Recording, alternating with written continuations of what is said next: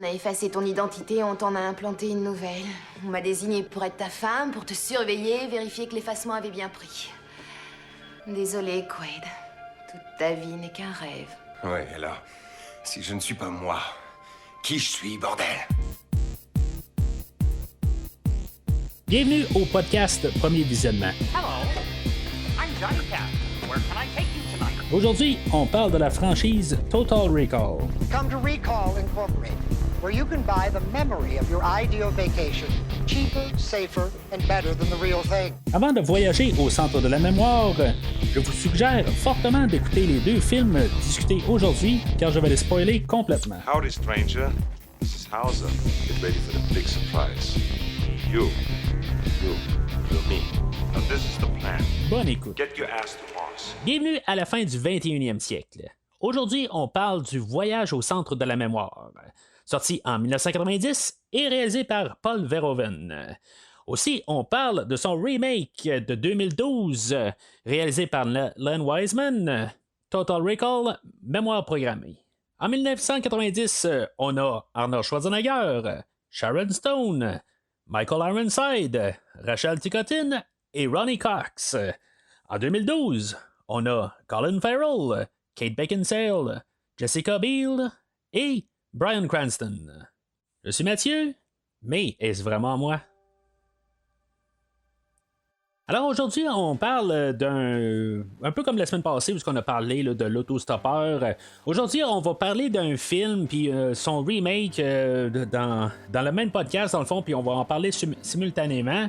Je sais pas si vous avez aimé le format de la semaine passée. C'est juste un format que je fais sur 2 semaines. Dans le fond, juste comparer là, l'original avec sa suite, ou plutôt son remake, là, mais c'est juste une manière là, rapide là, de pouvoir comparer les deux, donner un petit peu plus là, d'arguments là, quand on va quand on parle du film. Dans le fond, c'est plus facile de regarder les deux en même temps. Comme la semaine passée, par contre, il y avait une suite au film, puis il y avait un spin-off aussi, juste pour continuer un petit peu sur la conversation de la semaine passée, où ce que j'avais pas reçu le DVD en question au moment d'enregistrer. Depuis le temps, j'ai reçu là, la DVD là, du spin-off, mais qui était finalement la suite du spin-off. Fait que ça a l'air qu'il y avait deux. Ça avait commencé une franchise, genre que c'était un film mexicain. En tout cas, c'est ce que j'ai parlé là, la semaine passée. Je l'ai visionné rapide, là, genre vraiment visionné là, en dedans d'une demi-heure là, sur le mode rapide, parce qu'en bout de ligne, ça parle l'espagnol, puis je comprends absolument rien là-dedans.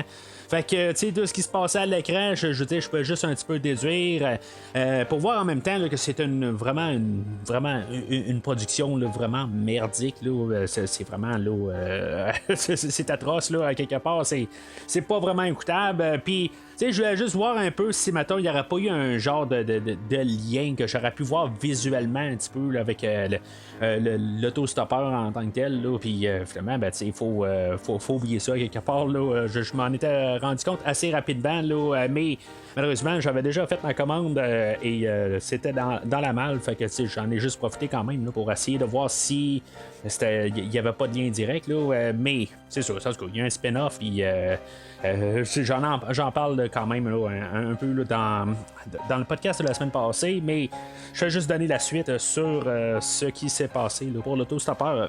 Fait qu'aujourd'hui, ben, c'est ça, on prend un peu le même principe d'idée. On va parler là, du film Total Recall ou Voyage au centre de la mémoire. Puis on a fait un film, le remake là, de ce film-là. Les deux films, techniquement, le film de 90 est basé sur une nouvelle de l'auteur Philip K. Dick, qui est un auteur américain qui a écrit quelque chose comme 44 livres. Puis il a écrit là, pour des articles là, dans plusieurs magazines, des journaux, des affaires de même. Là. Il en a écrit genre 121 nouvelles là-dedans. Fait que c'est un auteur qui est décédé en 1982. Qui a l'âge de 53 ans, dans le fond, qui a vu quand même un peu la montée un peu là, de tout qu'est-ce qu'on a eu là, dans le côté, je ne veux pas dire informatique, parce qu'on n'a pas eu vraiment beaucoup d'avancées informatiques là, dans cette époque-là. Oui, il a dû voir un peu les premiers ordinateurs, mais c'est devenu quelque chose d'autre. Mais c'était quand même un visionnaire comme auteur qui voyait un petit peu plus comme éventuellement des robots, des affaires de même, tout ça un peu. Là, quand on lit ces nouvelles, on peut s'en rendre compte là, que c'est qui avait un esprit là, assez là, avant-gardiste. C'est l'auteur qui, dans le fond, avec sa nouvelle, a écrit l'histoire de Blade Runner. Puis comme un peu Blade Runner, dans le fond, c'est une autre histoire, dans le fond, qu'on a comme un peu réadapté, puis que on a changé complètement le nom, puis pour faire vraiment un autre univers qui est quelque chose à part, mais l'idée centrale est basée sur une nouvelle là, de l'auteur Philip K. Dick. C'est la même chose pour le film d'aujourd'hui. Ben, c'est ça. C'est pas un livre qui s'appelle Total Recall. C'est une nouvelle qui s'appelle We Can Remember It For You Wholesale. Ou une version en français traduite Souvenir à revendre ou Souvenir à vendre, qui doit se trouver pas mal n'importe où dans le fond, mais c'est basé là-dessus, dans le fond. Puis, aussi, je l'ai écouté en version audio. Là, c'est juste une petite histoire là, qui m'a pris 30 minutes là, de mon temps. Alors, je vais vous en parler quand même dans quelques minutes. Mais avant de commencer à parler du film comparé avec l'histoire de Philip K. Dick ou de parler là, du film de 2012, si vous êtes nouveau au podcast, je vous enverrai sur le site internet du podcast, le site officiel premiervisionnement.com. Vous allez pouvoir trouver toutes les rétrospectives, tous les films qui ont été faits du podcast au courant là, des 4 années du podcast. On peut dire ça, dans le fond, 4 années. On est à un mois, dans le fond, là, du 4e anniversaire. Fait que c'est pas mal 4 ans du podcast. Il y a des onglets un peu partout pour pouvoir vous diriger là, vers des rétrospectives qui ont été faites sur chaque film. Le but du podcast est de, même s'il s'appelle Premier Visionnement, c'est pas nécessairement toujours un premier visionnement, mais je risque de parler d'un premier visionnement tantôt, là, juste spoiler pour tantôt, puis quelque chose qui contredit ce que j'ai dit les dernières semaines, mais parenthèse de même. C'est ça, rendez-vous sur premiervisionnement.com, vous allez pouvoir trouver toutes sortes de rétrospectives que j'ai fait au courant des années, dont comme les X-Men, les films de DC Comics, que ce soit n'importe quel film là-dedans, que ce soit la chose là, des marécages, que ce soit Supergirl, que ce soit Superman, que ce soit Batman, tout est là. Et plusieurs autres rétrospectives. Là, vous pouvez vous rendre sur le site du podcast, vous allez trouver ça. Comme je dis, le but du podcast, dans le fond, c'est ne portant pas toujours très bien son nom, dans le fond. Mais en même temps, ben, c'est ça. On fait des rétrospectives. Puis les rétrospectives, ça couvre des films que vous pouvez peut-être pas toujours entendre parler, dans le fond. Puis autant que possible, ben, j'essaie de couvrir tout ce qui existe là, dans une franchise. Que je le couvre. Fait que vous allez avoir des liens directement sur chaque film. Puis ça l'évite dans le fond de prendre un logiciel de téléchargement là, de podcast que vous allez avoir tout ce qui va vous dérouler là, dans une liste dans le fond, puis voir tous les pas loin de 350 épisodes et essayer de déchiffrer tout ça parce que ça sort au milieu de nulle part. Il y a beaucoup d'épisodes de Star Trek parce que je couvre beaucoup là, d'épisodes de Star Trek là, dans l'univers actuel. Fait que tout est intermêlé là-dedans. Fait que tant qu'avoir 350 noms de films qui vous apparaissent au visage, ben tout est regroupé et tout classé là, sur le site internet de Premier Visionnement. Et pour terminer, bien sûr, Premier Visionnement est actif sur les réseaux sociaux Facebook et Twitter. Vous pouvez suivre le podcast pour voir qu'est-ce qui s'ajoute là, au catalogue de semaine en semaine. Alors, suite au film de Robocop de 1987, le réalisateur Paul Verhoeven, c'est pas son premier film. Là, il a fait plein d'autres films avant Robocop, mais Robocop était pas mal son film où il l'a mis sur la carte de l'Amérique, mettons, là, mondiale même là. Je cherchais un nouveau projet. Il fait une rencontre de même avec Arnold Schwarzenegger. Arnold Schwarzenegger, quand même épaté là, par le film de Robocop, développe quand même une relation avec le réalisateur. Se rend compte que, tu sais, dans le fond, il était un peu intéressé à faire la nouvelle là, de Philip K. Dick. We Can Remember It For You Wholesale. Fait que les droits de cette nouvelle-là se libèrent. Arnold pointe et dit c'est le temps justement là, de les acheter. On devait avoir Dino De Laurentiis qui travaillait sur ce film-là avec Jeff Bridges, puis même on devait avoir Richard Dreyfuss. Avant Jeff Bridges, mais c'est ça, tu sais, dans le fond, Dino De Laurentiis a perdu les droits de cette histoire-là. Fait que Arnold saute là-dessus, il dit, il envoie tout le monde qui connaît, dans le fond, qui pourrait l'acheter puis qui pourrait être intéressé avec Paul Verhoeven pour faire le projet. Fait que le restant, ben, c'est pas mal de ce qu'on a aujourd'hui.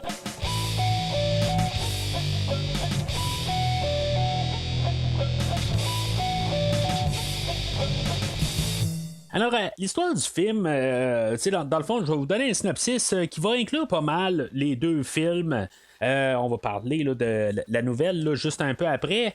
Si je sonne que je lis un papier, ben c'est parce que je l'ai écrit sommairement. Là, fait que je vais juste dire ça de même. Aujourd'hui, on suit Douglas Quaid, joué par Arnold Schwarzenegger en 1990, ou Colin Farrell en 2012.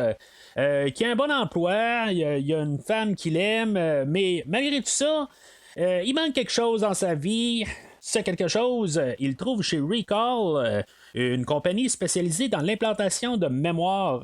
Chez Recall, Quaid se prépare à se faire implanter 2 semaines de vacances ou de mémoire en tant qu'agent secret. Juste avant l'implantation, par contre, il se fait le système de Recall il plante parce que il y a déjà une autre mémoire qui a été implantée dans le système puis que dans le fond ça bug tout au complet puis Quaid dans le fond il y a comme une réaction à ça puis dans le fond ça fait ressortir sa mémoire implantée.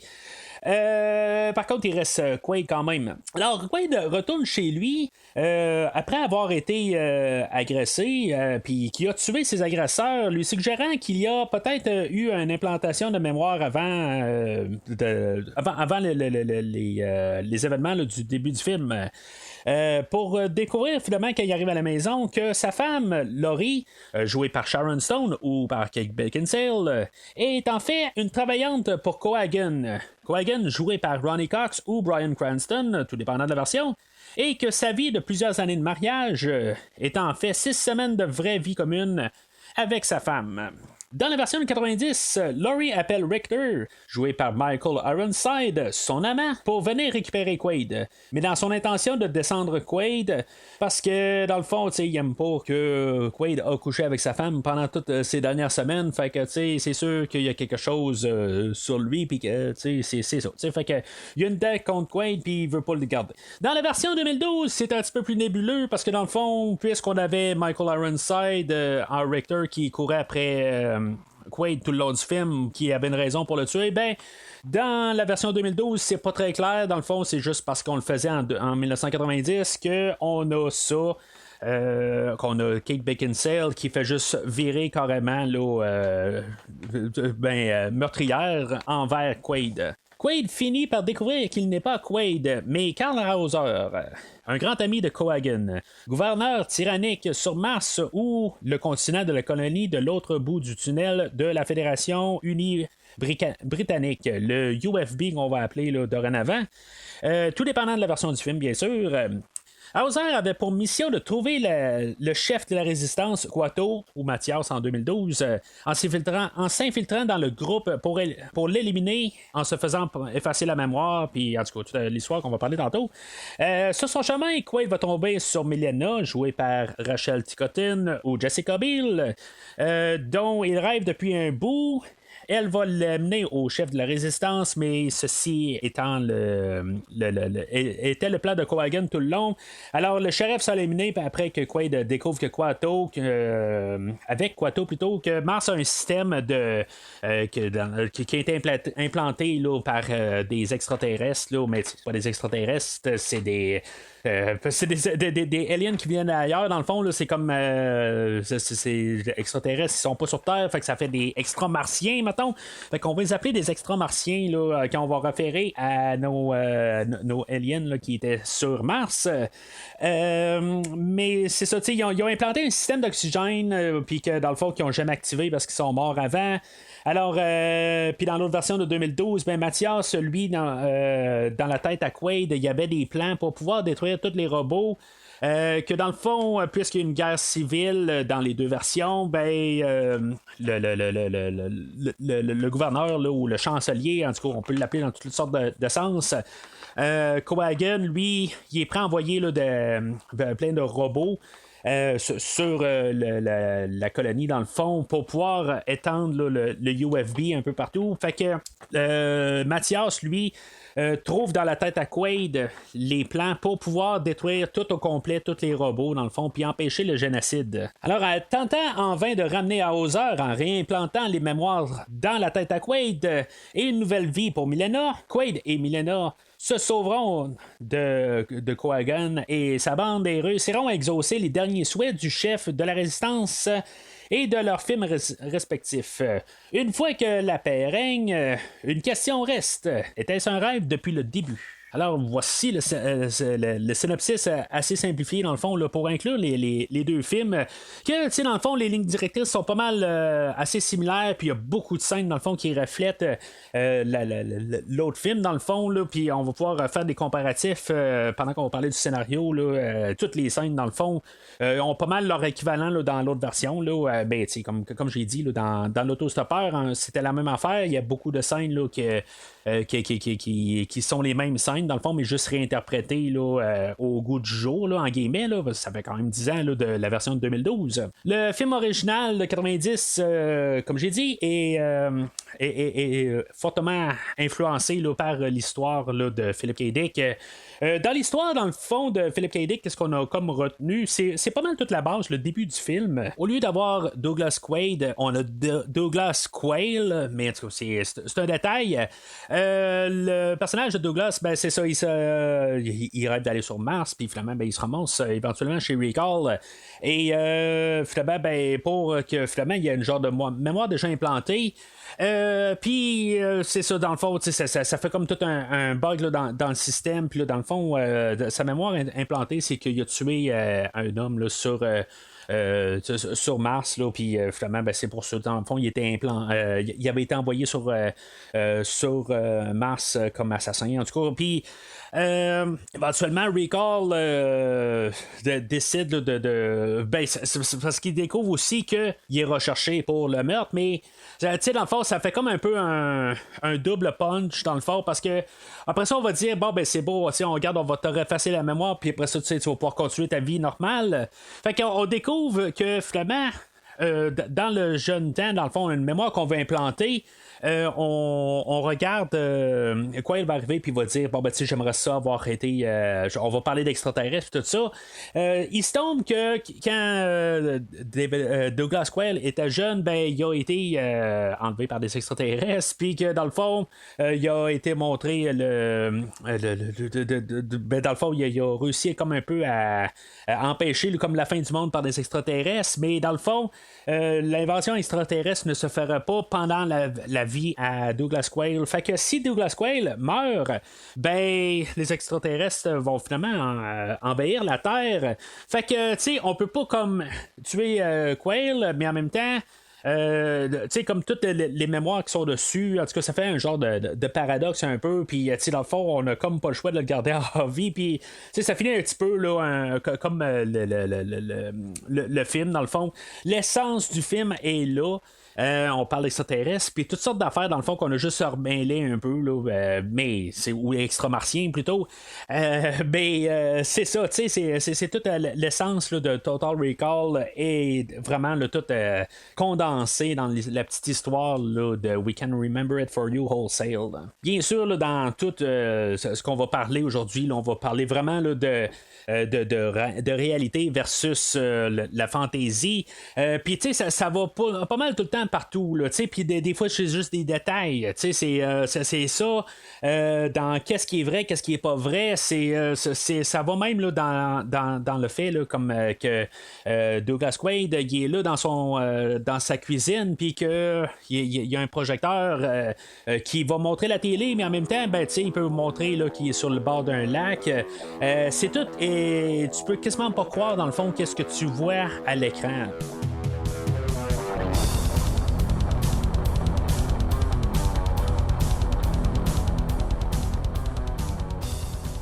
Alors, comme le film de la semaine passée là, de l'autostoppeur, ça va être pas mal le même format que je vais faire aujourd'hui. On va suivre pas mal là, la lignée narrative du film de 90, puis je vais juste parler là, de ces équivalents là, de la version 2012 ou des alternatives, des affaires de même là, dans le fond là, pour finalement là, qu'on se ramasse là, avec la fin du film, et on va garder les deux films là, je veux dire le côté narratif du film de 90. Alors, le film ouvre avec la tune thème là, jouée par Jerry Goldsmith. Jerry Goldsmith a apparu quand même une couple de fois là, sur le podcast, fait que j'ai dit pas mal toujours mes opinions sur Jerry Goldsmith, que ça soit sa trame de Rambo que j'aime beaucoup. Mais ironiquement, je suis pas trop fan de ce qu'il a fait pour Star Trek, étant un grand fan de Star Trek. Mais le film d'aujourd'hui, ben ça va aller quand même. Je trouve ça quand même assez solide, là, la tune thème de Total Recall. Je l'adore. Je trouve que ça fait un petit peu Conan le Barbare.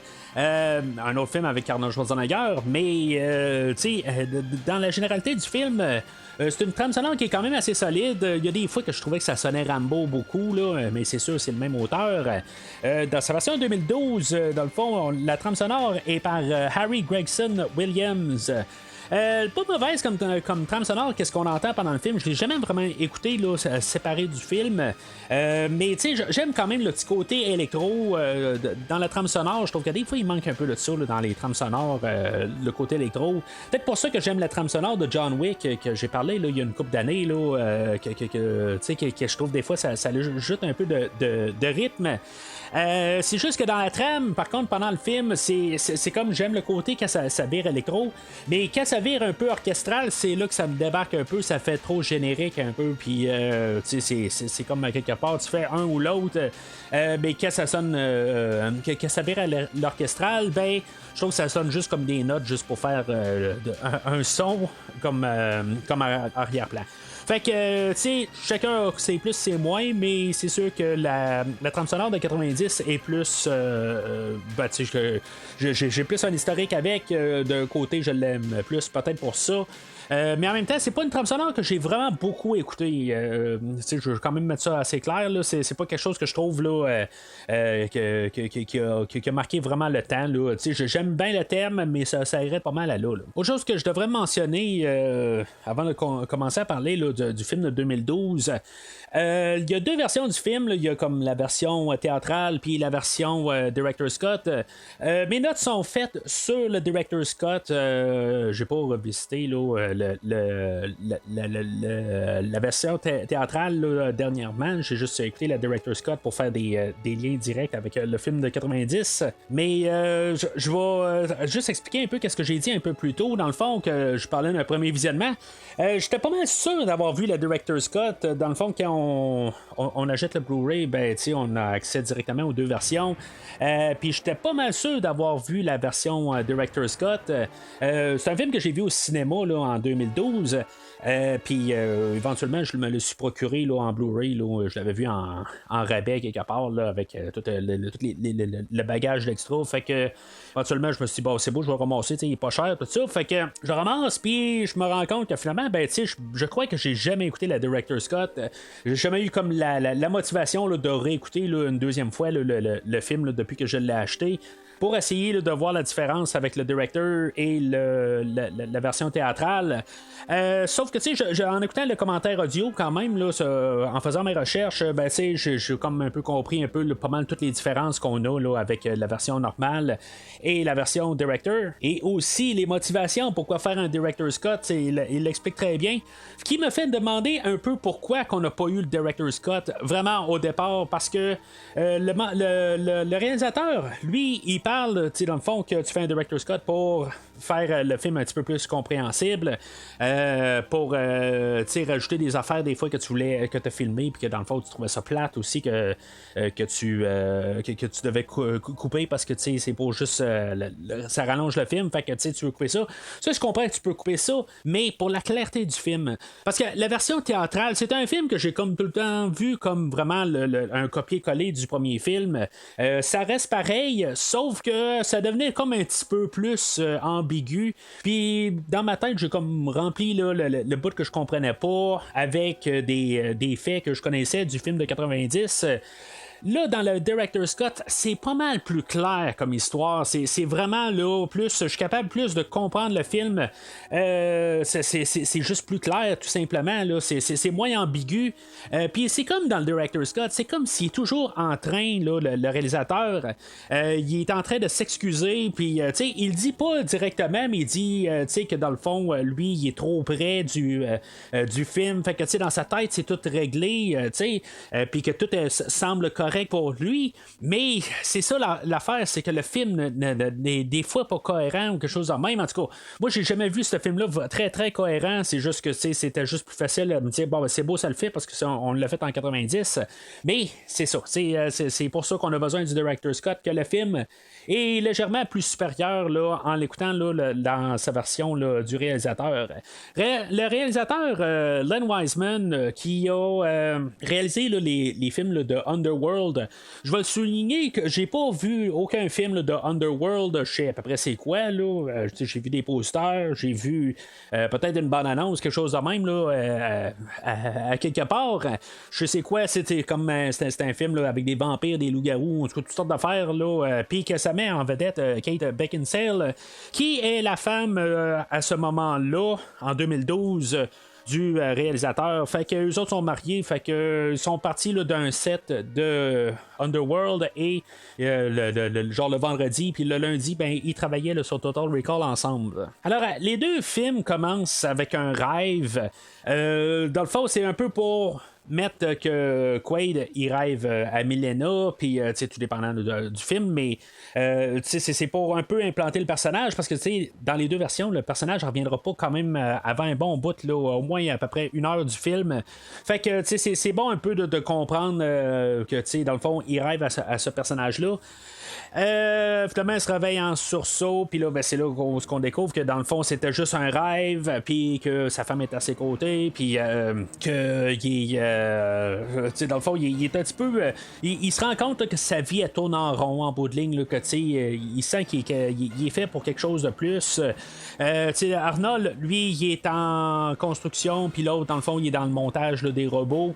Mais dans le fond, c'est comme un travail routinier, là, puis en bout de ligne, là, c'est ça qui arrive, puis ça le chicote à quelque part. C'est comme juste la redondance là, de la vie commune, puis après ça, ben. Pas juste la vie commune, là, mais de tout au complet. Là, après ça, dans la version 2012, il va prendre un verre avec son collègue de travail, Harry. Puis que Harry il dit ça t'aime pas quelque part, à chaque jour on arrive, on prend le train pour descendre au travail, puis on s'assit tout le temps à la même place, puis après ça on va prendre un verre au même bar, puis toujours la même affaire à chaque jour, c'est tout le côté redondant.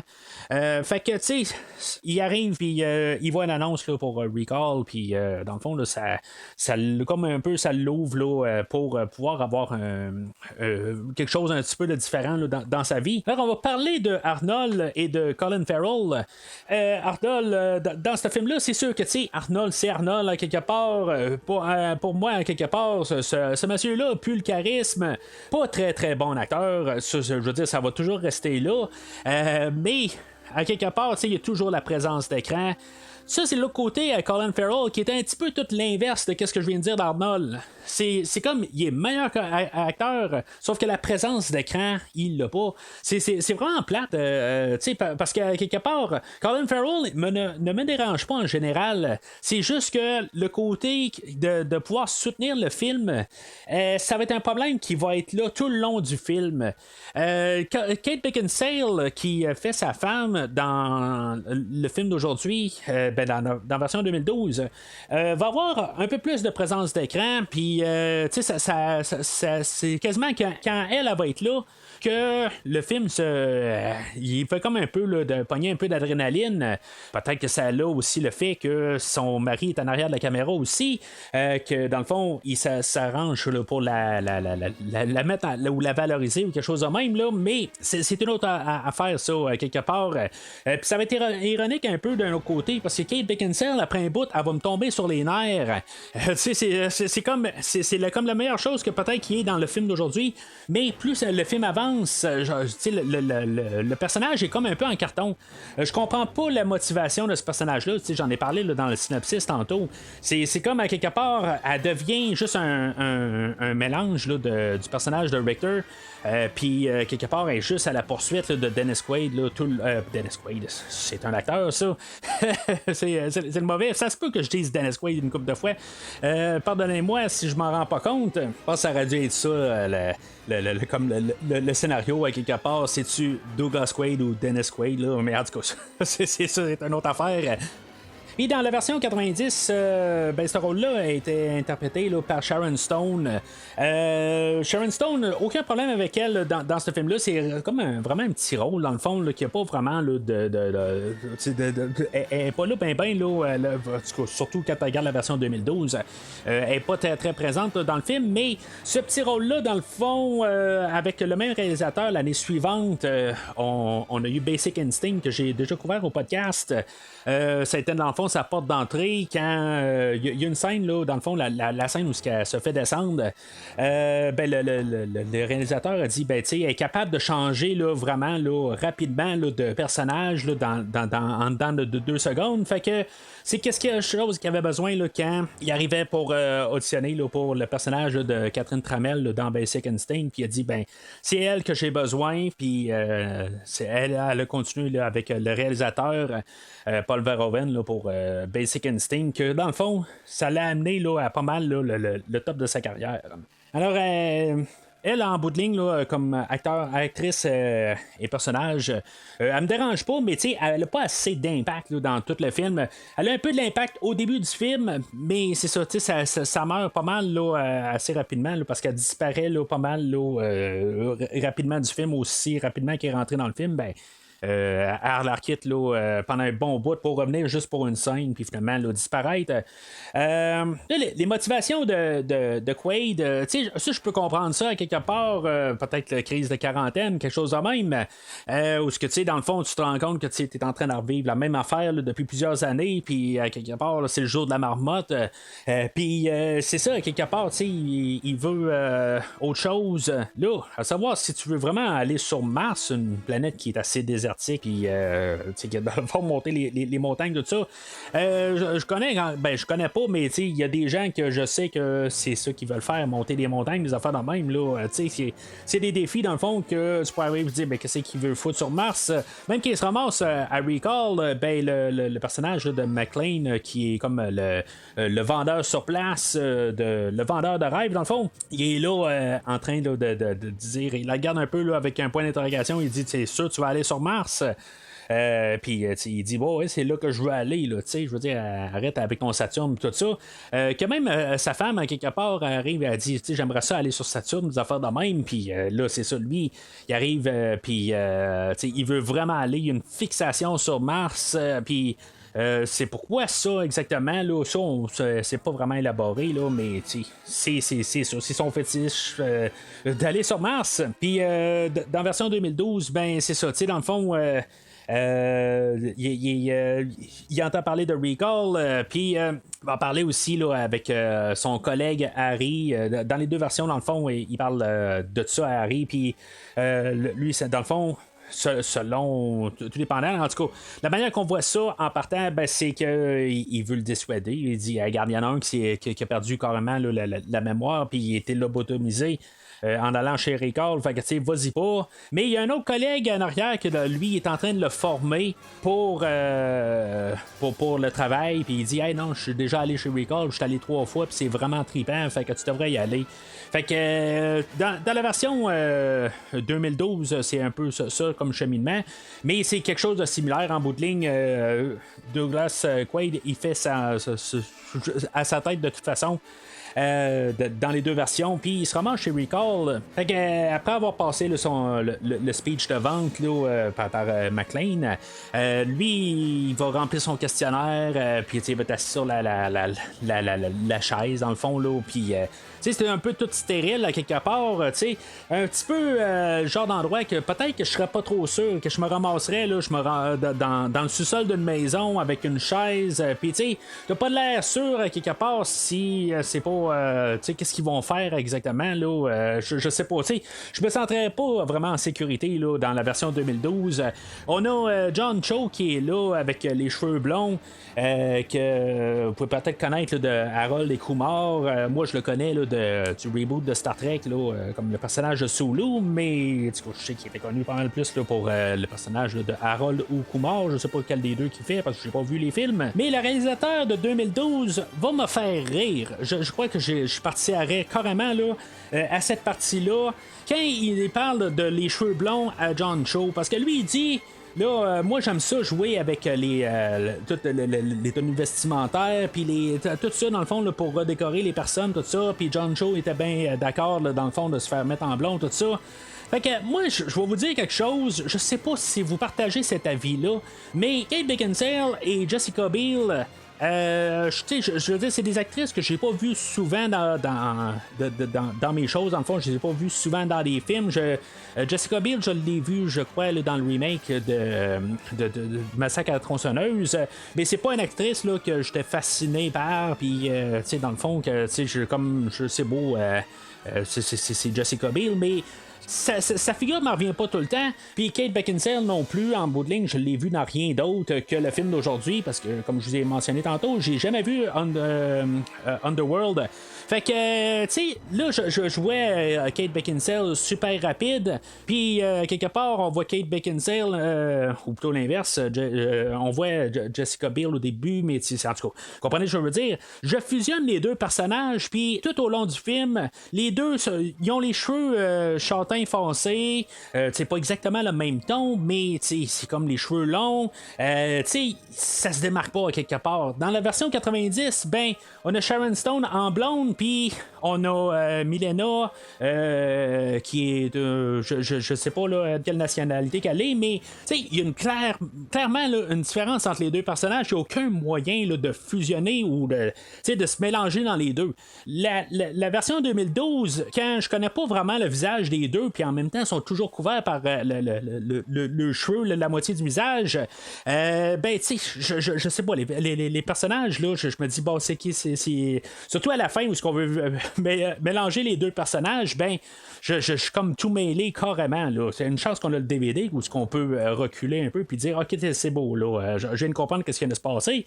Puis ça, c'est la même affaire pour le personnage de Cohagen, où ce que on a Cohagen qui est joué par Bryan Cranston, puis on a le personnage là, de Bill de Mathias qui est joué par Bill Nighy, que ces deux personnes qui sont quand même là, dans un âge avancé, ils ont les cheveux blonds blancs là, c'est comme ils se ressemblent, ils ont, en fait d'âge puis un peu là, en fait de structure. Surtout après ça, on les voit les deux à la télé, puis que ils ont un peu le même genre de structure de visage, puis je suis comme la confusion en bas, c'est qui est Cohagen, c'est qui est Mathias. Là il y a un bout quand on voit Mathias apparaître plus tard dans le film, j'étais là comme un peu, il n'y a pas Bryan Cranston qui joue dans ce film là, c'est comme j'étais tout mêlé à quelque part, juste différencier un peu les personnages, puis après ça ben il arrive dans son commentaire audio, il dit ben j'aime ça jouer avec les cheveux des gens puis des affaires de même pour les différencier, tout ça. Je me dis ça tentait pas de tous tes personnages à quelque part de justement les différencier, c'est comme à quelque part, quand tu écoutes le film trop vite, tu essaies d'être juste en train d'essayer de suivre le scénario, puis tu sais, juste suivre les visages, puis suivre tout au complet, ben tu deviens tout mêlé à quelque part. Puis ce film-là, c'est ça le problème. Là. Beaucoup aussi là, dans la version là, théâtrale où ce que tout est mêlé. En plus, les acteurs qui se ressemblent, qui sont habillés pareil, puis ils ont tous les mêmes cheveux, puis ça fait de même. C'est vraiment un chaos total. Puis après ça, ben lui il arrive, ben moi j'aime ça faire les changements, mais pourquoi tu l'as pas fait quand t'as deux personnages qui font comme un peu sensiblement là, les rôles opposés? Ben tu sais, change-les, mais elle est pas pareille. Juste, ce que ça me dit, c'est que si un jour j'écoute Underworld, je vais l'écouter quelque part, j'ai le coffret depuis quelques temps là. Qui m'attend éventuellement, je vais écouter les 5 films. Peut-être que je vais le couvrir aussi au podcast, mais ça, c'est parenthèse fermée. Mais si, mettons, j'écoute Underworld éventuellement, ça va être pour Kate Beckinsale. Ça sera clairement pas pour le réalisateur que, à quelque part, il n'y a pas de l'air à avoir vraiment là, de cohérence là, dans ce qu'il dit. Fait pour une question de cohérence en plus, dans la version de 1990, ben c'est ça, comme j'ai mentionné tantôt, Quaid va remplir un questionnaire, puis à partir de là, ben tu sais, il va procéder là, à la chirurgie, ou en tout cas, je sais pas si on peut appeler ça de même. Dans la version 2012, ça va faire partie du scénario, ça je peux comprendre quelque part, mais est-ce que ça fait partie du scénario? Il va y avoir un bout, tu sais, on va dire, là, on va commencer à te poser des questions, mais je vais te le dire après avoir rempli le scénario que tu devais avoir répondu là, des choses qui ne reflètent pas la réalité. Est-ce que ça fait partie du scénario à quelque part ou dans le fond c'est tout ça un peu ensemble? C'est peut-être intelligent de nos côtés, mais quelque part c'est ça. En tout cas, tout devient un petit peu brouillé. Je pense que c'est ça le problème de la version 2012, c'est que tout devient tellement brouillé à quelque part que ça fait est-ce que c'est la réalité ou pas? Puis là c'est là où je pense que les deux versions vont diverger. À la fin, ils vont dire que les deux sont des versions, ben les réalisateurs vont dire que c'est des versions on vit dans un rêve à partir de ce moment-là. Je suis pas trop sûr à quelque part dans la version 2012 si vraiment on est dans une version si on tombe dans le rêve là, de Quaid parce qu'à quelque part toute la manière que le film se déroule puis avec la finale le sentiment là, je suis en train de parler déjà de la fin là, mais j'ai vraiment plus l'impression que c'est vraiment la réalité la dualité là, des deux univers, quelque part la réalité et la fantaisie n'est pas assez bien exploré contrairement à qu'est-ce qu'on a implanté là, dans la version de 90, que techniquement on peut regarder les films le film des deux sens de 90, puis il y a des contre-arguments partout, même si Verhoeven arrive puis il dit que tout ce qui se passe à partir de ce moment-là devient un rêve. Ben tous les éléments qu'on a implantés avant puis les éléments qu'on a implantés après, tout fonctionne pour que si tu veux que le film soit réel, il peut être réel. Puis là, tu sais, c'est dans tout en tant que tel. Là, j'ai trouvé des contre-arguments là, pour tout. Je vais essayer d'en parler là, de la plupart au podcast, voir qu'est-ce que vous avez à dire là-dessus. Mais il y a toujours quelque chose là, pour pouvoir contredire. Là, dans le film d'aujourd'hui, ben, je trouve que dans le film de 2012, ben, ça paraît plus vraiment comme ça l'a planté.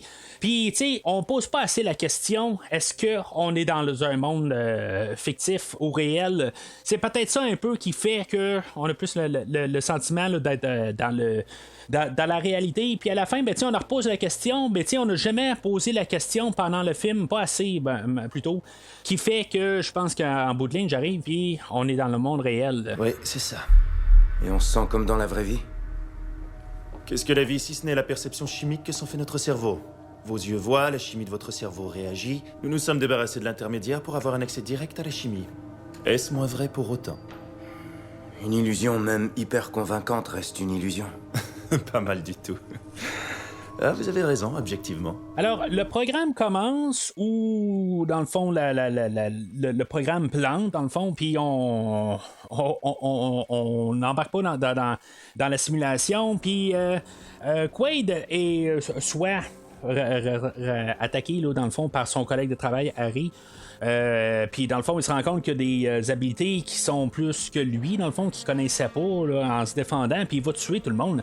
C'est assez brutal, là, quelque part, tu sais, il va y casser le cou, puis il va donner un coup au visage de quelqu'un, puis le sang va revoler, tout ça. C'est du Paul Verhoeven, on l'a vu là, juste avant là, dans le film de Robocop, là, où c'était sanglant pour rien. Ben, son côté artistique à M. Verhoeven continue là, dans cette version-là. Puis dans la version 2012, ben ça commence vraiment au moment où tout de suite quand le programme commence, il y a une escouade policière qui rentre, puis dans le fond qui va faire un carnage, puis qu'il va se défendre, puis qu'évidemment ben c'est ça, il va se rendre compte aussi qu'il y a des habiletés qu'il savait pas qu'il y avait.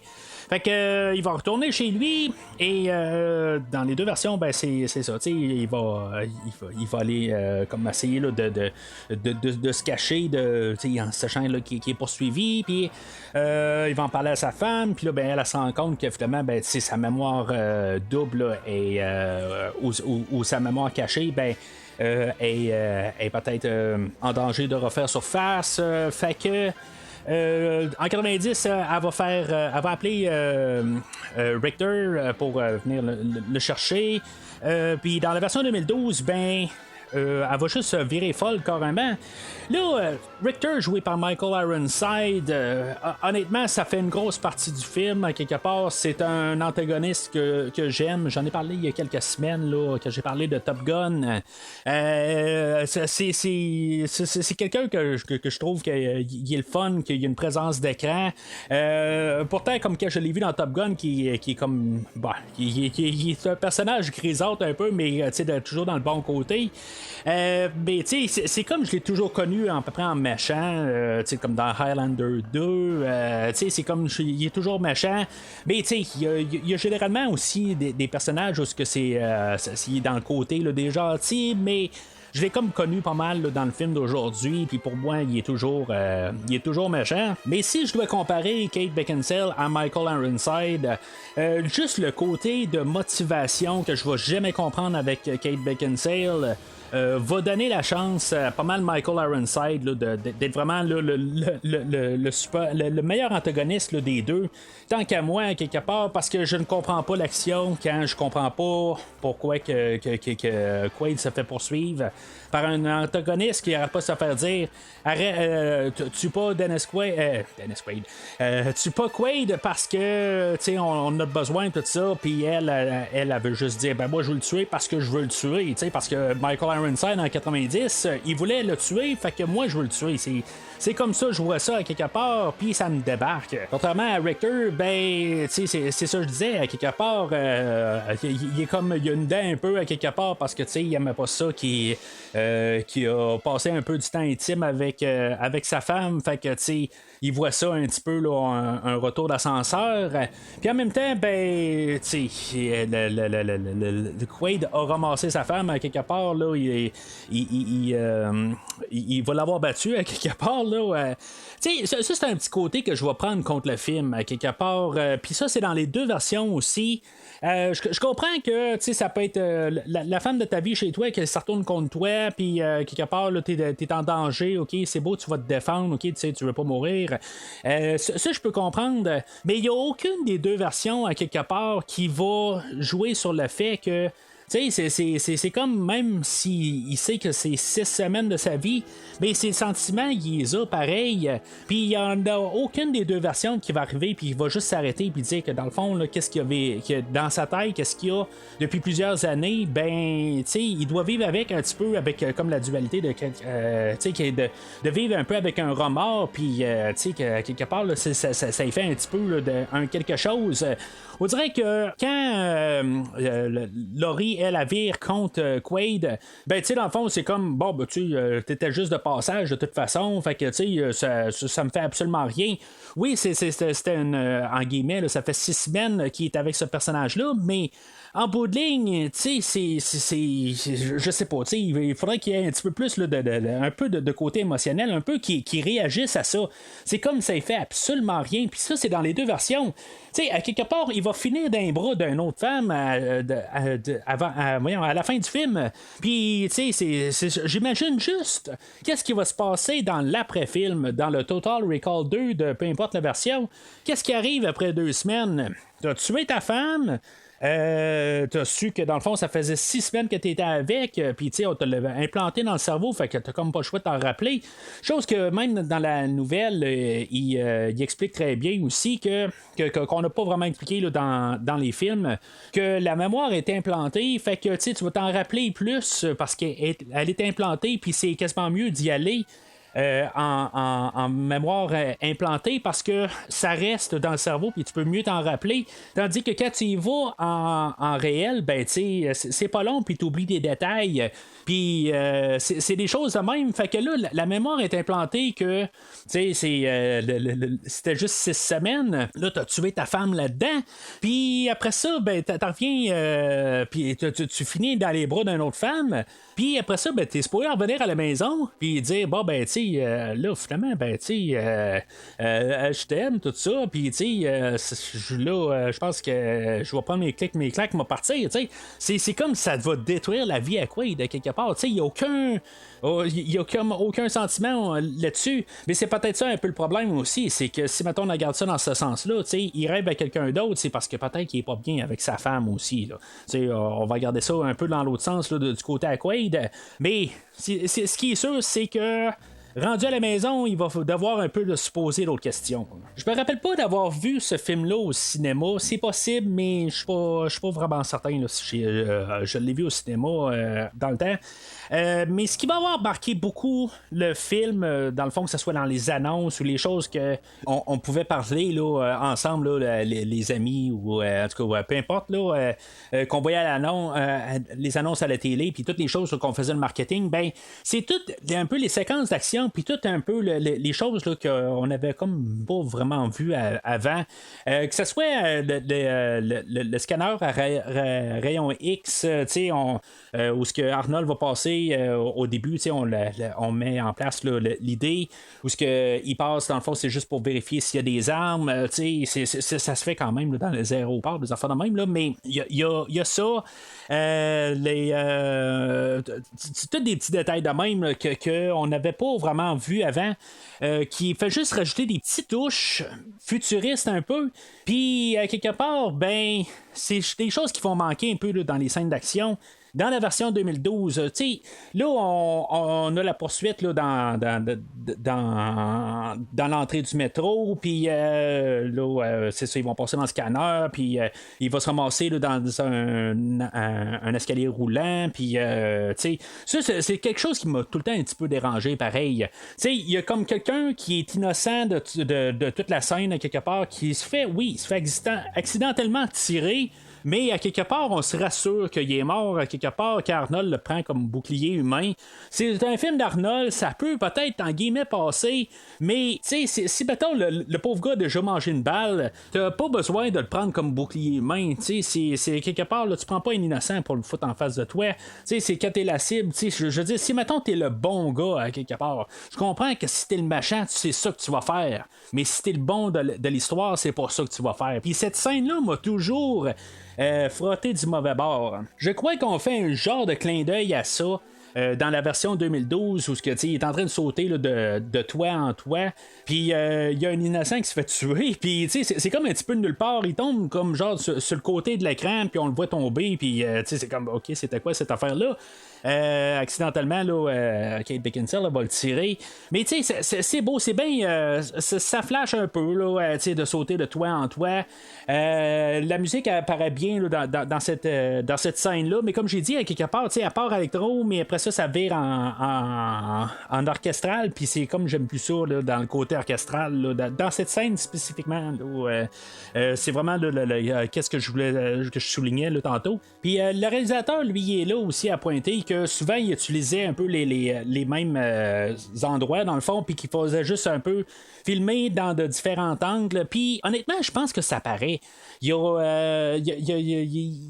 sais pas, j'ai l'impression qu'il fait tout le temps la même affaire, puis c'est ça, ça que toutes les bâtisses se ressemblent, des affaires de même. Mais puis il y a des choses qui sont assez bizarres là, je parle toujours de la version de 2012.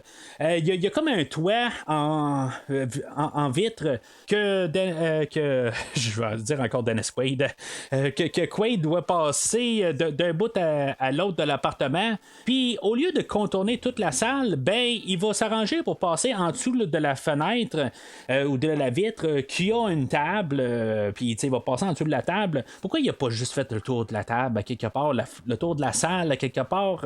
Il a arrêté à l'abri de toutes les balles, mais il doit passer en dessous de la table. C'est comme à quelque part, toute l'action n'a pas de sens. Je sais pas, puis ça va être ça dans tout le film, à quelque part. Déjà, en partant, on nous embarque là, de l'action qui n'a pas de sens, puis ça me débarque. C'est pas que toutes les séquences ne sont pas belles à voir, mais ça me débarque des choses de même. Puis même le côté gravité, je parle littéralement là, de la gravité, que les personnages ne semblent pas être cloués à terre, ils ne semblent pas réels. On a Colin Farrell et Kate Beckinsale qui se battent là, dans l'appartement là, quand finalement on découvre là, que c'est un agent double, elle, qu'elle a été infiltrée. Ben ils vont se battre, puis tout d'un coup il va la ramasser, puis là elle va partir au plafond comme si de rien n'était. Des affaires de même, ok, j'écouterais un film de Spider-Man, je me dirais ok c'est beau, il n'y a pas de problème moi que Iron Man ou que n'importe qui là, et Captain America quand ils se battent, qui revolent dans les plafonds des murs puis qui revolent là, à 3 maisons à côté, je le prends parce qu'on est dans un film de super-héros de Marvel qui fait n'importe quoi à l'écran. Ben ça, je le prends parce que c'est ces films-là. Là, t'es en train d'essayer d'implanter quelque chose qui va être basé sur un monde réel. Peut-être que c'est ça justement, c'est un autre signe qui montre que c'est un monde irréel. Je réponds peut-être à ma question là-dessus, mais c'est pas des choses de même technique qui va faire que je vais dire bon ben c'est à cause de ça que c'est un rêve. C'est comme je pourrais dire aussi dans les deux versions à quelque part, si maintenant c'est des mémoires implantées, ben il peut pas quand même avoir les mémoires de qu'est-ce qui se passe entre les conversations entre Kate Beckinsale et Bryan Cranston, ou peu importe que ça soit Michael Ironside et Ronnie Cox, il peut pas avoir la mémoire de ça, il est pas là. C'est que tout le temps ça vient un peu flou, puis c'est pour ça qu'aussi en même temps on peut se dire qu'on est dans la réalité parce que ces scènes-là, il peut pas les vivre. Je parlais avec Christophe de Fantastica là, qui est apparu là, sur d'autres podcasts là, l'année dernière. J'ai envoyé comme niaiserie quelque part. J'ai dit c'est pour ça que dans Total Recall c'est c'est réel quelque part. Puis il me répond ça reste quand même une histoire, mais que dans le fond on veut l'amener à l'écran puis il faut prendre un peu de liberté. Mais moi ce que je peux répondre à ça, mais ce que j'ai répondu, c'est que à quelque part le réalisateur n'a pas fait sa job à quelque part. Il pourrait arriver puis juste le mettre à trouver une manière concrète. Puis justement, tu l'enlèves, puis on est capable de le déduire à quelque part que c'est ça qui se produit entre les scènes. Mais tu sais, juste au pire, tu peux le rajouter là, sur le bord d'une scène, mais pas une scène à part. Tu sais que Ironside est en train de courir après, puis que là, son second, parce que là, son second est toujours à côté de lui en train de dire quelque chose. Il pourrait arriver puis dire, là, tu sais, t'es un peu, oublie pas que Cohagen a dit qu'il faut le garder vivant. Tu sais, il pourrait juste dire ça. On n'a pas besoin nécessairement de voir Ronnie Cox tout le temps à l'écran en train d'engueuler là, Michael Ironside. Quelque chose qui va manquer un peu là, dans la version de 2012, encore une fois. Puis je me sens que je suis toujours en train de trouver quelque chose contre la version de 2012, mais c'est tellement pris d'un côté là, avec un réalisateur qui sait pas exactement qu'est-ce qu'il fait.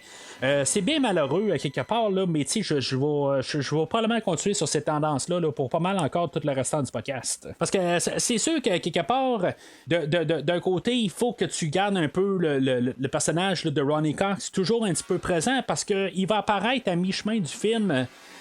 Puis tu veux quand même qu'il existe dans la première moitié, même s'il n'est pas sur place. Il va apparaître genre une fois ou deux là, dans le début du film là, de la version 2012. Il va apparaître juste pour quelques minutes à la toute fin du film.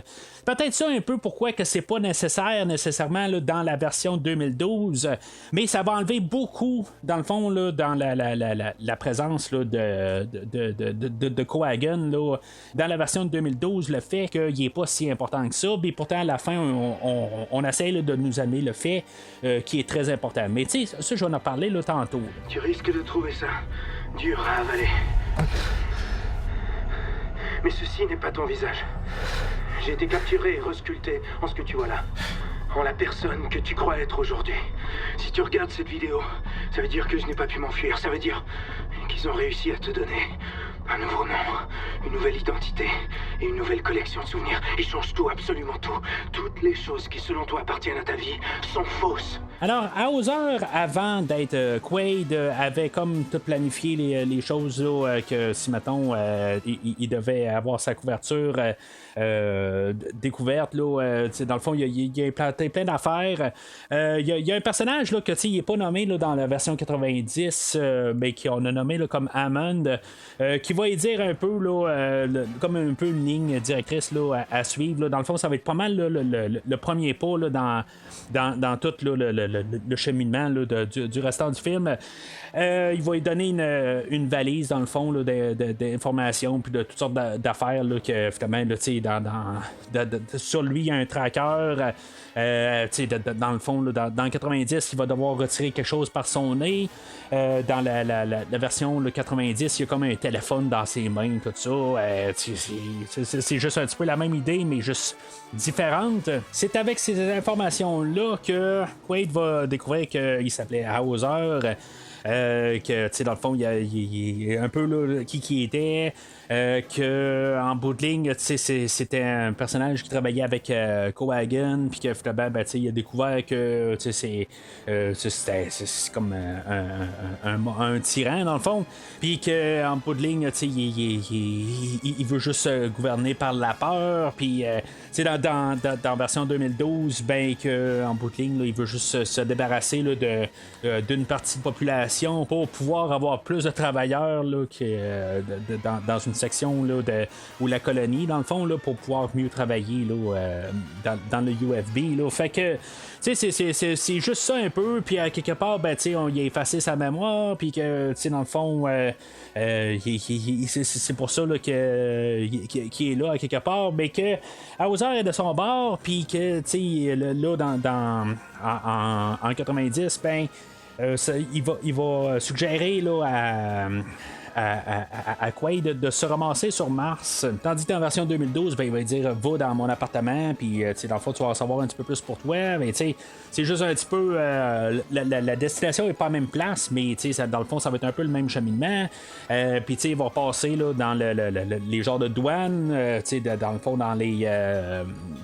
Où ce qu'il vérifie. Puis dans le fond, on a une scène là, dans 90 où il y a comme un casque sur la tête, puis il se fait passer pour une madame, puis que dans le fond, il y a un bug dans la machine, puis que finalement, là, c'est tout quelque chose là, qui a marché aussi encore une fois là, dans la publicité du film, des choses qu'on pouvait parler, comment que c'était hot un peu pour l'époque. Là, tu sais, dans la version 2012, il y a comme juste un hologramme sur la tête qu'il bug pour une raison quelconque. Il n'y a pas vraiment une raison quelconque en tant que telle en 90 aussi, mais c'est juste la version de 2012. C'est un hologramme qui fait juste comme glitcher quelque part, puis que dans le fond, le visage change une fois qu'il passe au travers là, du scanner. C'est peut-être juste ça, le fait qu'il est dedans là, pendant un certain temps qui fait que ça glitch. Mais tu sais, si ces choses-là existent, je me dis, est-ce qu'il pourrait peut-être déjà s'en rendre compte en passant au travers? Tu sais, ça scanne la personne, mais tu sais, c'est ça un peu qui peut changer aussi. Tu sais, je me dis, ça a comme juste pas de sens à quelque part. Pourquoi que il a pu se rendre où ce qu'il était. Il passe au travers du scanner, il fait quelques pas. On a un clin d'œil à la madame là, de 1990, une madame qui est comme habillée habillé en jaune, un peu similaire, puis qui dit qu'il est là pour 2 semaines. Ça j'ai comme apprécié un peu parce que notre œil regarde la madame à quelque part, mais on se dit il va revenir là, mais finalement c'est la personne qui est juste en arrière. Fait que ça, pour ça j'ai trouvé ça quand même un petit peu intelligent comme idée, mais c'est ça, tu sais, fait que tout là, dans le 90 aussi, c'est pour établir qu'ils sont sur Mars, que tu sais, s'ils font un trou là, dans l'environnement, là, dans qu'est-ce qu'ils sont, ben ça va faire une succion puis qu'ils vont être éjectés à l'extérieur. Tu sais, s'il y a juste une fenêtre qui est pour t'empêcher là, dans le fond là, d'envoyer là, dans le néant puis mourir là, je sais pas, tu sais, il devrait avoir plus que ça à quelque part là. Je peux pas croire que tu ferais une structure de même, c'est ben trop dangereux, mais c'est ça, on vit dans un monde de même là, c'est l'univers qu'on veut créer là, pour le film, puis c'est acceptable à quelque part, mais c'est ça qu'il faut nous dire un peu avec cette scène là, puis tu sais, c'est fait spectaculairement là, visuellement, tu sais, on comprend un peu là, que c'est quand même un environnement là, hostile juste par l'endroit qu'ils sont là. Éventuellement, Quaid va se ramasser à un hôtel, puis que dans le fond il va trouver un message qui s'est laissé, que Hauser lui avait laissé, que dans le fond il doit se ramasser là, à un bar de danseuse, puis que finalement c'est là qu'il va rencontrer Milena. C'est un petit peu tout un remaniement un peu là, de scène dans la version 2012, mais c'est essentiellement la même chose. Une fois qu'il a rencontré Hammond, je trouve ça quand même le fun qu'on a comme une suite sur ce personnage-là quand même là, dans la version 2012, que tu sais dans le fond en 90 là, il est carrément abandonné là, le personnage, mais une fois là, qu'il va passer au travers des scanners, ben là il va avoir comme une poursuite automobile, puis c'est là où dans le fond Milena va apparaître au travers de tout ça, puis dans le fond elle c'est parce qu'elle a vu là, comme son tracker réapparaître là, puis là tu sais elle va le trouver dans le fond à cause de toutes les explosions qui se passent là, comme dans le transfert. Ça, c'est le transfert dans le fond là, de Fall qui appelle, là, c'est comme l'ascenseur là, qui relie là, les deux bouts du monde. Puis ça c'est quelque chose que j'ai pas parlé tout à fait là, dans le fond là, un peu l'univers qui sont les deux embarqués dedans. Les deux se passent généralement, je pense, pas mal là, à la fin là, du 21e siècle. Les deux ont bien sûr eu des avancées technologiques là-dedans. Mais c'est ça, la version 2012, on a décidé de garder là, toute l'action sur Terre, puis juste comme faire un tunnel là, pour relier deux parties là, de la Terre.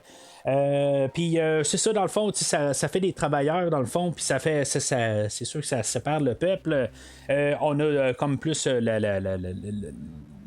la classe pauvre qui est peut-être à moyen même là, qui sont où la colonie, puis on a les riches là, qui sont dans la partie là, la UFB, puis c'est ça, dans le fond là, c'est un transfert entre les deux. Honnêtement, c'est sûr que je m'agrippais à l'idée là, d'aller sur Mars encore là, avec la technologie là, qu'on avait là, de 2012, mais honnêtement ça me dérange pas tant que ça là, qu'on a décidé là, de remanier un peu l'idée puis de le garder sur Terre. C'est un petit peu une manière de déguiser là, le remake un peu, puis dire que bon ben finalement on n'a pas refait exactement le même film. On a fait la même histoire de scénario, mais c'est pas le même film parce qu'on l'a mis sur Terre. C'est juste un petit peu pour mettre la poudre aux yeux à quelque part. Mais l'idée à la base, là, elle me dérange pas. Là, c'est sûr que on va l'ascenseur elle va passer carrément au milieu de la Terre.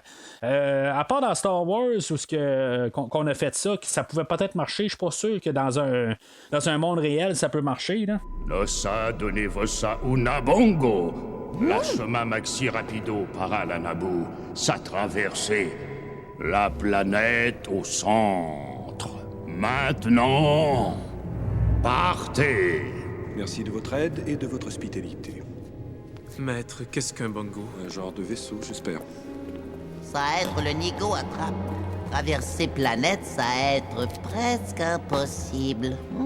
Puis même là, on peut pas arriver et dire c'est juste dans le rêve parce que ça a été établi carrément là, au début puis pour implanter là, le monde qui vit dedans. Là, la poursuite automobile, je comprends qu'ils ont utilisé là, vraiment des véhicules puis ils ont comme tout enlevé là. ils ont effacé là, les véhicules en dessous, puis tout ça. Oui, c'est bien cool, là, quelque part, de pouvoir faire du réel, là, quelque part, mais tout est tellement tout dessiné alentour que ça me débarque un peu. C'est comme le ciel est pas réel, il n'y a rien qui est réel. Puis, tu sais, on est comme trop dans une fantaisie rendue là. Oui, c'est ça qui est supposé d'être, en quelque part. On est dans un rêve, mais c'est quand même basé sur le côté réel de la chose. Puis, tu sais, je sais pas, tu sais, c'est comme un peu trop d'effets spéciaux. Ça me fait penser un peu au film là, avec Will Smith là, qui était sorti quelques années avant, là, iRobot, où tu sais, on avait des robots là, qui sautaient là, sur des voitures futuristes. Puis, c'est ça, tu sais, ça me débranche. Je suis pas connecté là, du tout là, à cette partie-là.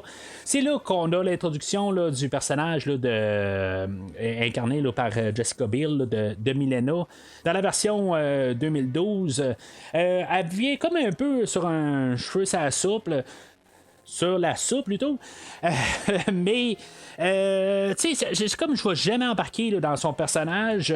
Dans la version 90, il n'y a aucune utilité du tout pour le personnage. À part de juste faire d'avoir un personnage là, pour embarquer avec le personnage d'Arnold. Mais tu sais, ça n'a absolument aucune utilité là, dans la version 90. Puis dans la version 2012, ben là, tu sais, elle, c'est la fille de Mathias dans la version de Director's Cut. On a enlevé ça dans la version théâtrale. Tu sais, c'est à quelque part, elle revient au même niveau. À quelque part, il n'y a aucune raison. Je comprends là, le côté de l'histoire d'amour, puis un peu flouer l'auditoire à quelque part, puis même Quaid, pour lui dire que dans le fond, il est tombé en amour avec elle. Puis c'est pour ça que dans le fond, le personnage de Hauser a changé de bord. Mais c'est ça, tu sais, quelque part, on essaie de mettre des affaires de même. Mais tu sais, ce personnage-là, il sert absolument à rien. Puis là, ben, les deux actrices, là, que ce serait Rachel Tricotine ou Jessica Biel, honnêtement, là, j'ai pas d'intérêt du tout dans les deux personnages parce que. Si au moins il y aurait eu une genre de quelque chose qui aurait été démarquant là, comme prestation, peut-être que j'aurais eu un petit peu plus là, d'intérêt sur les personnages, mais honnêtement, même si c'est la fille là, de Mathias, ça marche quasiment là, dans la version théâtrale. De juste l'avoir implanté puis que ça qu'il tombe en amour avec juste ce personnage-là. Ça n'a pas besoin nécessairement là, d'être la fille de Mathias. Ça l'aide un peu d'un autre côté, mais c'est pas obligatoire. Puis c'est ça un peu à quelque part que ce personnage-là est non nécessaire. Ça me fait penser un peu. Dans la version 2012, ok, c'est beau, on a voulu combiner le personnage là, de Michael Ironside et de Sharon Stone. On a fait un personnage. Moi, je me dis, on aurait dû quasiment combiner les trois d'un autre côté, puis carrément éliminer ce personnage-là dans la version 2012. Je dis pas que Kate Beckinsale, elle aurait dû avoir des conflits internes, puis savoir peut-être que qu'elle pouvait être intéressée finalement à virer de bord vers la fin du film. Pas ça que je dis, mais ça aurait pu être un peu intéressant à quelque part, de juste vraiment tout virer ça de bord. J'aurais pas été contre à quelque part. Ça aurait fait un certain spin sur le film. Puis, tu sais, il y aurait eu un petit peu un vent nouveau là, dans toute l'histoire. Là, juste pour terminer, par contre, aussi sur les effets visuels, je me rappelle juste le côté visuel dans la version théâtrale. Pourquoi aussi qu'il y a des scènes avec des effets visuels qu'on a pu rajouter sur le DVD Blu-ray. C'est juste parce que on a créé des effets spéciaux, mais qu'il n'y avait pas besoin de la résolution pour mettre sur grand écran. C'est pour ça que quelque part aussi, peut-être qu'il y a des choses qui me gossent un peu en fait visuel aussi, parce que même si c'est pas très élargi, puis c'est supposément que ça fit là, dans une image Blu-ray. C'est correct, mais peut-être que quand même là, elle n'était pas assez au point quand même là, quelque part. Le Blu-ray est quand même assez clair là, versus un DVD ou une copie VHS. Puis tu sais, le travail là, qu'il demande là, pour un directeur là, d'effets spéciaux, ben, c'est quand même beaucoup de travail. Puis c'est ça, tu sais, dans peut-être que quelque part aussi, si mettons on aurait donné le traitement théâtral à la version Director's Cut, peut-être que le visuel, je serais pas mal plus d'accord avec, puis peut-être que je l'aimerais mieux. Mais pour l'instant, là, la manière là, que le film est présenté, ben, je le sens que c'est artificiel. Puis, c'est sûr que dans la version 90, il y a beaucoup, une fois qu'on tombe sur Mars, il y a beaucoup de map painting là, qui est dans le fond là, des dessins, dans le fond, puis qu'on colle juste là, des petites parties là, dans l'écran pour montrer qu'il y a des acteurs, mais à quelque part, tout alentour est dessiné, où il y a des maquettes. Ça paraît beaucoup, mais c'est juste un petit peu là, pour refléter le temps. Puis c'est sûr qu'aujourd'hui, on peut utiliser le même argument. C'est le temps d'aujourd'hui de l'informatique, puis on fait les choses en informatique. Mais quand tu as un réalisateur qui arrive puis qui nous parle de tout ça, les effets visuels, puis qui nous dit, ben, tu sais, je trouve que les fois, là, on en rajoute des petites touches qui fait non stérile, le côté informatique. Puis quand tu regardes l'écran, ben, ça a l'air tout stérile.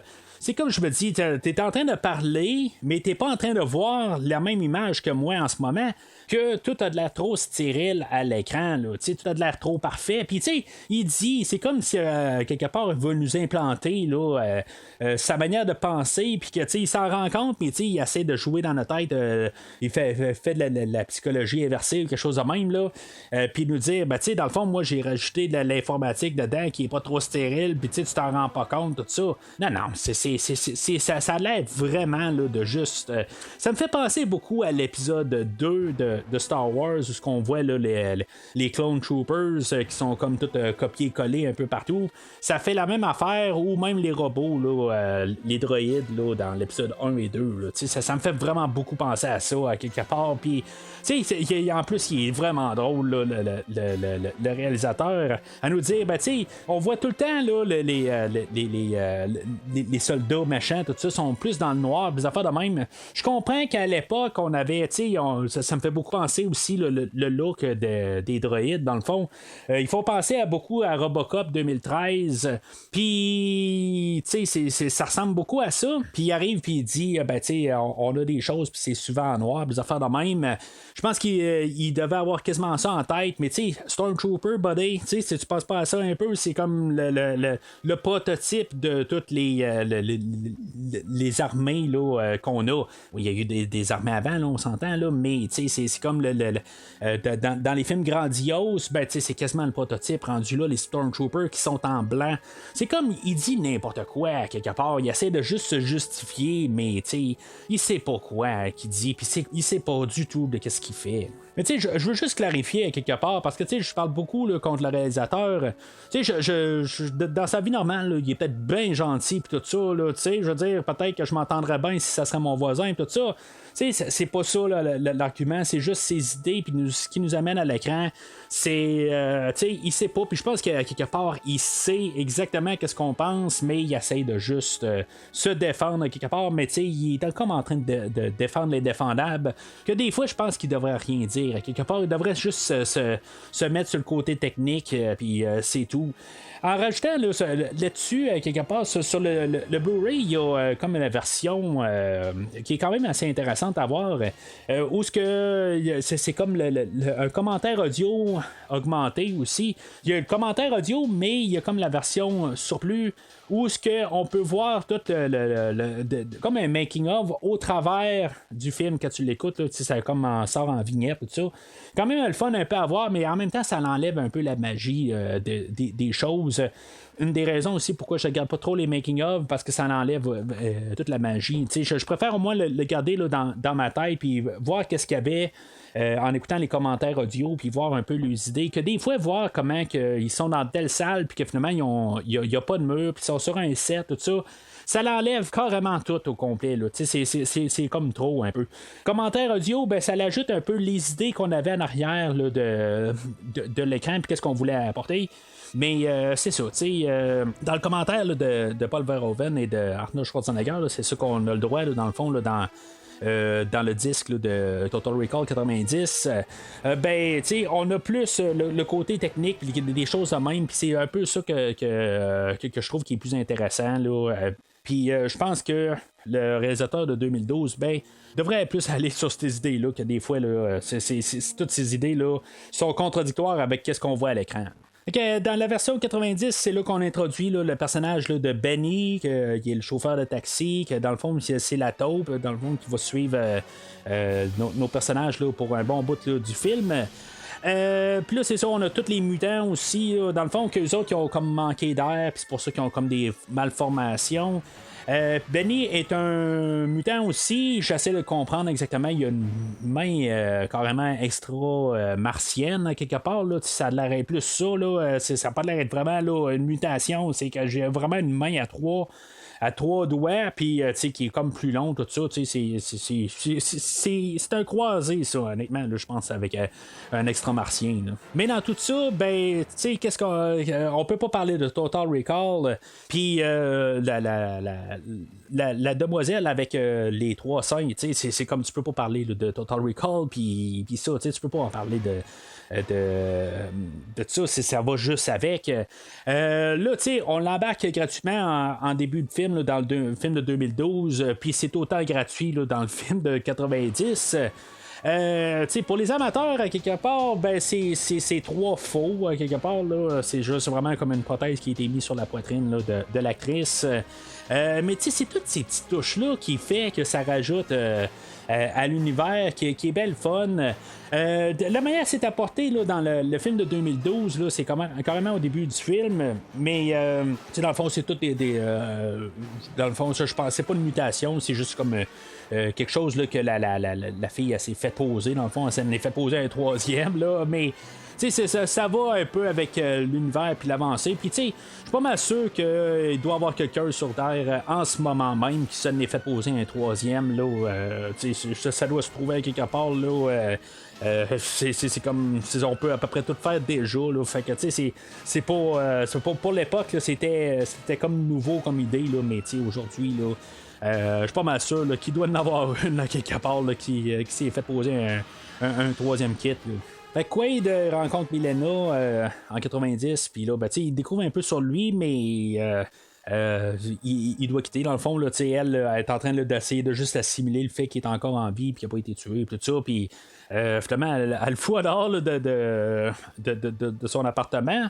Comme sa version équivalente en 2012, on a Milena qui est assommée, dans le fond, suite à la poursuite de voiture, puis que dans la poursuite de voiture, la manière par contre qui se fait assommer, là, j'aime quand même là, un peu là, juste ce petit 3 secondes là où que la voiture dans le fond elle débarque de la traque qui est comme magnétisée puis que finalement elle tombe au sol plus bas.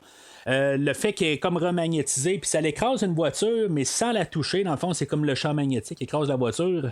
C'est juste un beau petit spot que j'ai quand même apprécié voir, mais finalement, c'est ça, la voiture est hors d'usage, puis c'est comme si on fait un crash. Il se ramasse à l'appartement là, de Hauser, puis c'est une autre petite belle scène quelque part où accidentellement, c'est comme tu te ramasses en face du piano, puis il commence à jouer le piano, puis il se rend compte que je suis capable de faire ça. C'est pas juste le côté agent secret là, genre avec les habilités là, de super soldat qu'il a, c'est d'autres habiletés aussi. Ça c'est comme une petite pensée qui est quand même le fun à quelque part que 90 n'a pas. Il commence à se mettre à jouer du piano, puis il joue la Moonlight Sonata. C'est une que je trouve vraiment c'est une très belle tune là. Puis il commence à jouer une autre tune que je suis pas trop sûr d'avoir reconnu l'air, mais qui me dit quelque chose pareil. Puis là, finalement, il se rend compte qu'il y a il y a une note qui marche pas, hein, puis c'est ça que Hauser il disait, il faut que tu trouves la clé, puis finalement il trouve la clé là, avec le piano. Je trouve que c'est quand même une belle scène, puis comme idée, là, justement, de pas juste tout le temps que ce soit juste le côté là, soldat qui a été refoulé. C'est le côté aussi là, artistique ou le vie courante, des affaires de même là, que je trouve que c'était intelligent pour une fois, qu'est-ce qu'on a apporté là, dans le scénario de 2012. Alors, ultimement, on se ramasse à la scène qui a supposément, dans le fond, le réalisateur Len Wiseman, c'était sa scène qu'il l'a comme motivé là, à faire le film. C'est comme un peu l'intersection, dans le fond, du film où ce que on met la réalité et qu'est-ce qui est la fiction, dans le fond, c'est quoi, si tu réel ou pas. Dans la version 90, on a comme le représentant qu'on avait vu là, dans une annonce de Recall qui va cogner à la porte d'appartement de Quaid, puis il va lui dire regarde, t'as juste à prendre la pilule, puis tu vas revenir dans le monde réel. En ce moment, tu es assis dans un banc. Ce qui est vrai, dans le fond, si on y va avec les dires de M. Verhoeven, que c'est un rêve, mais on peut y aller quand même facilement avec la version que en bout de ligne ça va le tuer ou dans le fond ça va l'endormir puis il va se ramasser devant Cohagen puis que c'est quand même la réalité. Puis là, ben, c'est ça, même sa femme est un peu impliquée là-dedans, mais tu sais, c'est comme un peu tout le brassage d'idées, c'est-tu la réalité, c'est pas la réalité, tout ça. Même si c'était un peu le côté là, de la scène qu'il voulait faire, puis tu sais, elle est quand même assez longue dans la version 2012. Puis tu sais, on a changé là, le représentant de Recall par son ami Harry. C'est là qu'il va y foutre une balle dans la tête parce qu'il va se rendre compte que il est quand même là, du mauvais côté. Je sais pas si, mettons, quand même, c'est son ami à quelque part, il aurait pas juste pu y foutre une balle dans la jambe ou quelque chose de même. Je comprends que c'est comme son ennemi à quelque part, mais sauf que c'est quand même son chumé depuis un certain temps dans sa tête qui va prendre des bières avec tout ça, puis là juste le tuer de même, ben c'est comme un petit peu radical carrément là. S'il tue son grand ami là en 2012, ben en 90, c'est la scène aussi qui va officialiser là, le divorce entre Arnold Schwarzenegger et Sharon Stone. Bien sûr, en la tuant, ben c'est là que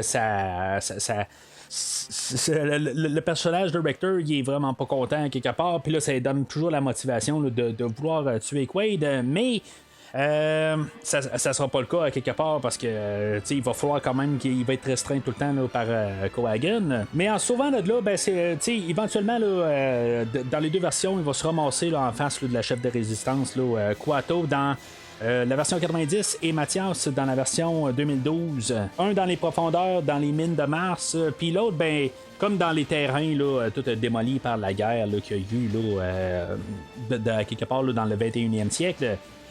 Puis là, ben, c'est ça, tu sais, Kuato va arriver, puis il va apparaître, là, on a un personnage là, qu'on avait vu en arrière-plan là, un peu plus tôt, puis finalement, ben, c'est un genre de mutant qui... c'est comme un genre de frère siamois, quelque part, là, il apparaît là, dans le ventre là, de ce personnage-là. Puis il va y faire voir, il va comme rentrer là, dans la tête à Quaid, puis il va y montrer qu'au centre de Mars, ben il y a toute une installation extramartienne qui a été faite. Puis que dans le fond, tu fais juste mettre ta main dessus. Ils sont morts juste avant, quelque part. Ils pensaient le faire, mais je veux dire, ils sont morts juste avant pour une raison quelconque. Puis il reste juste à quelqu'un de peser dessus sur le bouton, puis avec sa main, puis finalement, ben, ça va donner de l'air. Là, c'est comme comme des pistons là, tout chauffants qui vont tomber sur un endroit là qu'il y a un genre de lac qui a comme de l'eau, puis dans le fond ça va libérer tout de l'oxygène pour toute la planète une fois qu'on pèse sur le bouton. Dans la version 2012, Mathias, on avait forcé Quaid dans le fond à aller rencontrer Mathias pour que on puisse fouiller dans la tête à Quaid où ce que les plans de tout détruire dans le fond là, tous les droïdes dans le fond là, pour éviter un génocide là, envoyé là, par Cohagen pour comme je disais tantôt là, c'est ce que dans le fond il va tuer tout plein de monde dans le fond pour laisser plus d'espace là, pour vivre là, pour les travailleurs. Honnêtement c'est un petit peu n'importe quoi là, dans la version 2012. La raison la motivation à Cohagen là je vais parler dans le fond là, un peu là, de juste les deux versions là, de Cohagen. Ronny Cox, sa motivation c'est de rester au pouvoir. Lui dans le fond il contrôle toutes les installations qu'il y a sur Mars. C'est comme le président de l'endroit. Puis, tu sais, dans le fond, il donne juste un petit peu d'air aux gens pour vivre. Puis c'est pour ça que, dans le fond, ça fait des malformations. Mais, tu sais, il gère tout l'endroit. Puis, tu sais, ça sent vraiment de se soucier là, de la qualité de vie là, des gens. Fait que, tu sais, il les a comme tout sous son emprise. C'est sûr que les gens ils pourraient comme un peu déménager rendu là aussi, là, mais ça aurait été une manière là, de juste manifester là, leur mécontentement. Mais un autre côté, là, c'est la question là, de liberté d'expression et tout ça. Ronny Cox, que lui, dans le fond, il était importé là, de Robocop, là, le film précédent là, du réalisateur Paul Verhoeven. Toujours une prestation puis une présence à l'écran. Qui est quand même assez solide. J'enlève rien à Bryan Cranston, sauf que le problème avec Bryan Cranston, qui n'est pas nécessairement son problème de lui en tant que tel, c'est le temps d'écran qu'on va y donner. Oui, c'est beau, il y a une présence d'écran, mais tu sais, on a le même problème avec que j'ai parlé tantôt, dans le fond, là, quand il tombe en face de Mathias. Là, quand on tombe en face de Mathias, là, je me dis, on a vu Bryan Cranston, puis là c'est pas des personnages que je connais beaucoup, là, des acteurs que j'ai vus dans beaucoup de choses. Je sais que Bryan Cranston a fait comme sa popularité là, dans les dernières années là, avec Breaking Bad. Un show que j'ai pas écouté, là, mais à l'époque, il était quand même reconnu pour ce show-là. Mais la manière qui est écrit dans la version 2012, il y a des scènes entre Michael Ironside et Ronny Cox dans la version 90 qui montrent que Ronny Cox est supérieur à Michael Ironside, puis ça montre la menace. Il n'y a aucune scène qui montre le côté là, dangereux là, de Bryan Cranston. Mis à part le fait que vraiment, là, juste parce que c'est le temps là, de se débarrasser du personnage, que Bryan Cranston va arriver et va tirer une balle là, sur. Pas dans la tête, là, il va le tuer là, mortellement pareil. Le personnage de Mathias, on sait que dans le fond, là, c'est un grand machin, mais que. En bout de ligne, il aurait fallu savoir qu'il est par-dessus le personnage là, de Kate Beckinsale, au lieu de juste arriver de même à la fin du film, dire bon, ben, tu sais, moi, le personnage de Mathias, je vais te le tuer là, dans un souffle. Il n'y a pas de problème, mais à quelque part, montre que tu es plus encore élevé là, que Kate Beckinsale. Il y a en aucun moment, il y a un bout où ce qui dit bon, ben, tu sais, elle m'a pas écouté tout ça, on va, je vais régler ça un peu plus tard. Mais c'est tout, à quelque part. Là, après ça, on va avoir comme un combat entre Quaid et lui, puis tout ça, essayer de faire comme c'est le gros méchant du film, tout ça, la grosse séquence, mais à quelque part, il n'y a pas de poids en arrière de ça. C'est comme tout tombe ça tombe en morceaux, là, beaucoup à ces parties-là. Quand on a Bryan Cranston qui embarque dans l'histoire, malheureusement. Tandis que dans la version 90, ben, c'est là que tout le film il gèle ensemble, puis il marche tout, il est tout en synchronisme avec tout ce qui a apporté tout le long du film. Là, tu sais, c'est là qu'on va découvrir aussi que Benny, dans le fond, c'était une taupe. Même si c'était un mutant, ben, tu sais, quelque part, il travaillait quand même avec Cohagen. Puis, là, Cohagen est apporté. Puis, tu sais, dans le fond, il veut revoir là, son grand chum. Pas très clair, quelque part, à quel point qu'il veut, tu sais, qu'il s'entendait tellement avec Carla Hauser, qu'il veut la retrouver. Tu sais, je sais pas, tu sais, y a-tu plus que juste de l'amitié, à quelque part. Mais, tu sais, à quelque part, tu sais, c'est peut-être son frère ou son demi-fils ou quelque chose de même. Il y a peut-être un autre lien qu'on ne sait pas tout à fait. Puis peut-être c'est juste un peu de la côté là, de la reconnaissance quelque part. Ou ils ont peut-être fait bien des choses ensemble ou quelque chose de même. Là, c'est juste laissé vague. Puis c'est la motivation à Cohagen dans les deux versions de quand même pas tuer Quaid.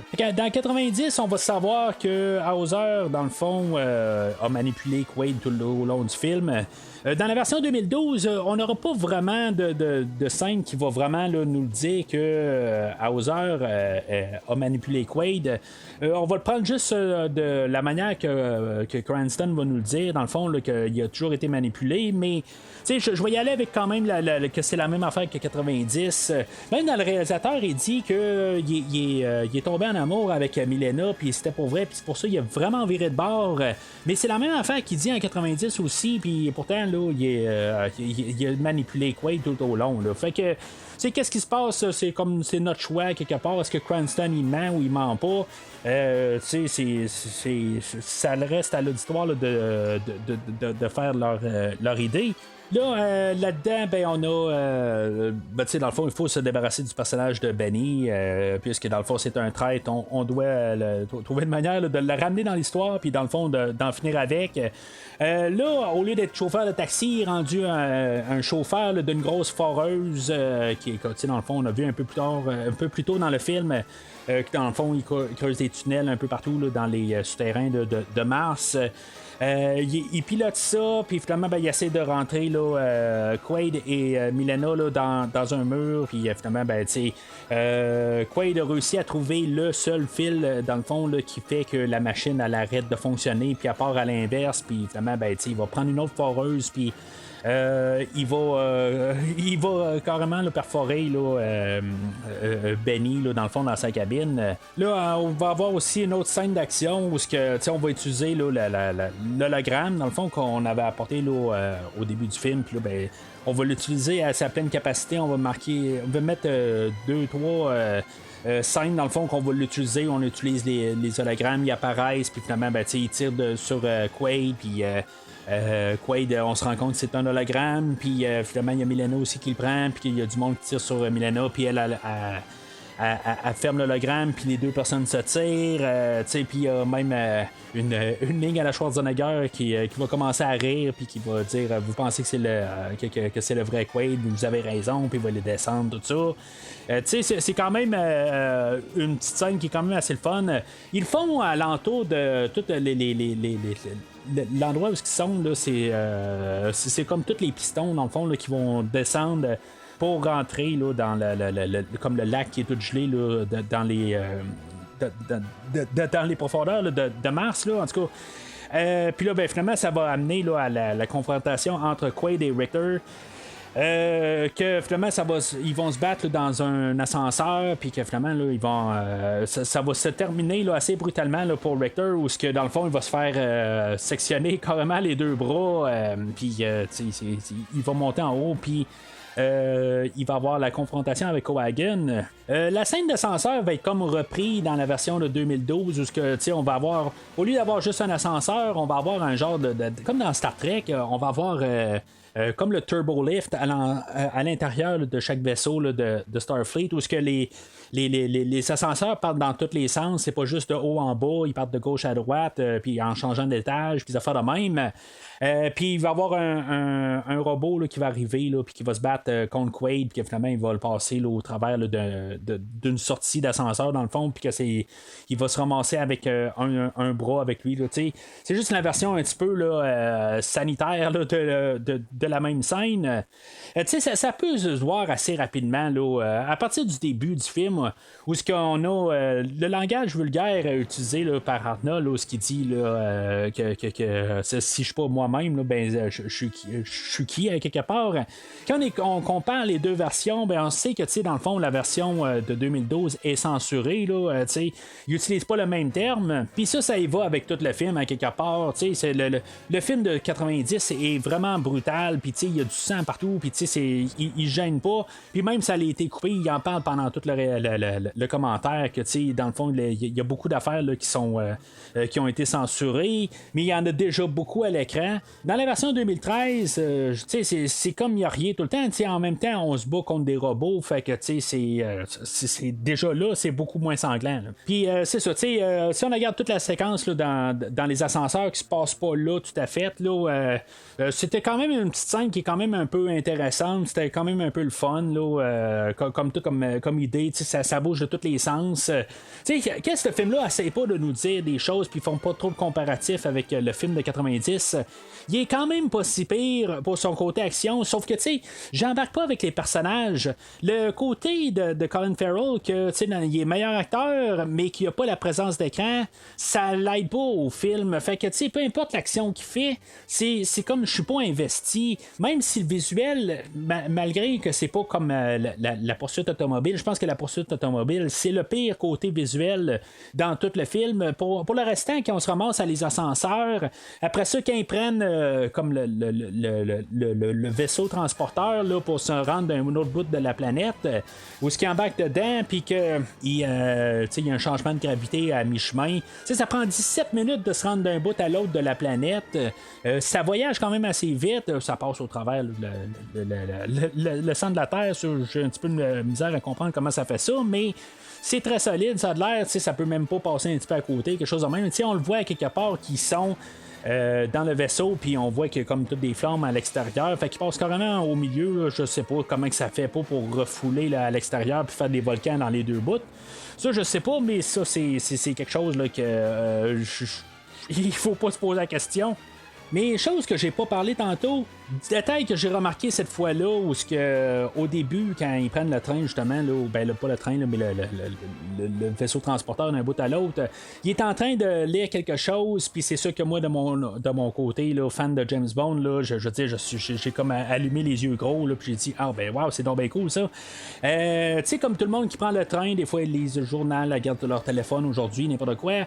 Lui, il est en train de lire un livre de James Bond par Ian Fleming, là, il est en train de lire L'espion qui m'aimait, qui est un choix étrange quand même là, de lire L'espion qui m'aimait, parce que c'est un livre qui n'a pas vraiment qui met pas en vedette James Bond ben là, dans toute l'histoire. Mais en tout cas, je suis pas là pour parler de L'espion qui m'aimait. J'en ai parlé là, l'année passée en long et en large là, sur ce film-là, puis même de l'histoire écrite par Ian Fleming. Fait que vous pouvez toujours retourner en arrière et écouter là, sur qu'est-ce que j'ai à dire sur ça. Mais tu sais, c'est ça, justement, quand je le vois en train de lire le livre de James Bond, ben tu sais, je me dis, son choix devient plus évident quelque part de voir le choix d'agent secret qui décide d'être. Ben tu sais, ça fait un bon lien avec, tu sais, c'est ça, il lit ça, fait que tu sais, il veut peut-être être ça dans sa fantaisie, tout ça, ça a du sens.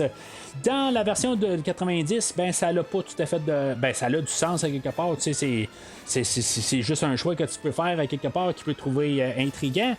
Mais puis c'est un film d'Arnold à quelque part, tu sais, qu'est-ce qu'il voudrait d'autre être là, tu sais, ça n'a pas de sens, ça, mais ou c'est très évident là, naturellement, mais c'est ça, tu sais, fait que c'est juste une affaire là, que j'avais trouvé ça le fun à voir.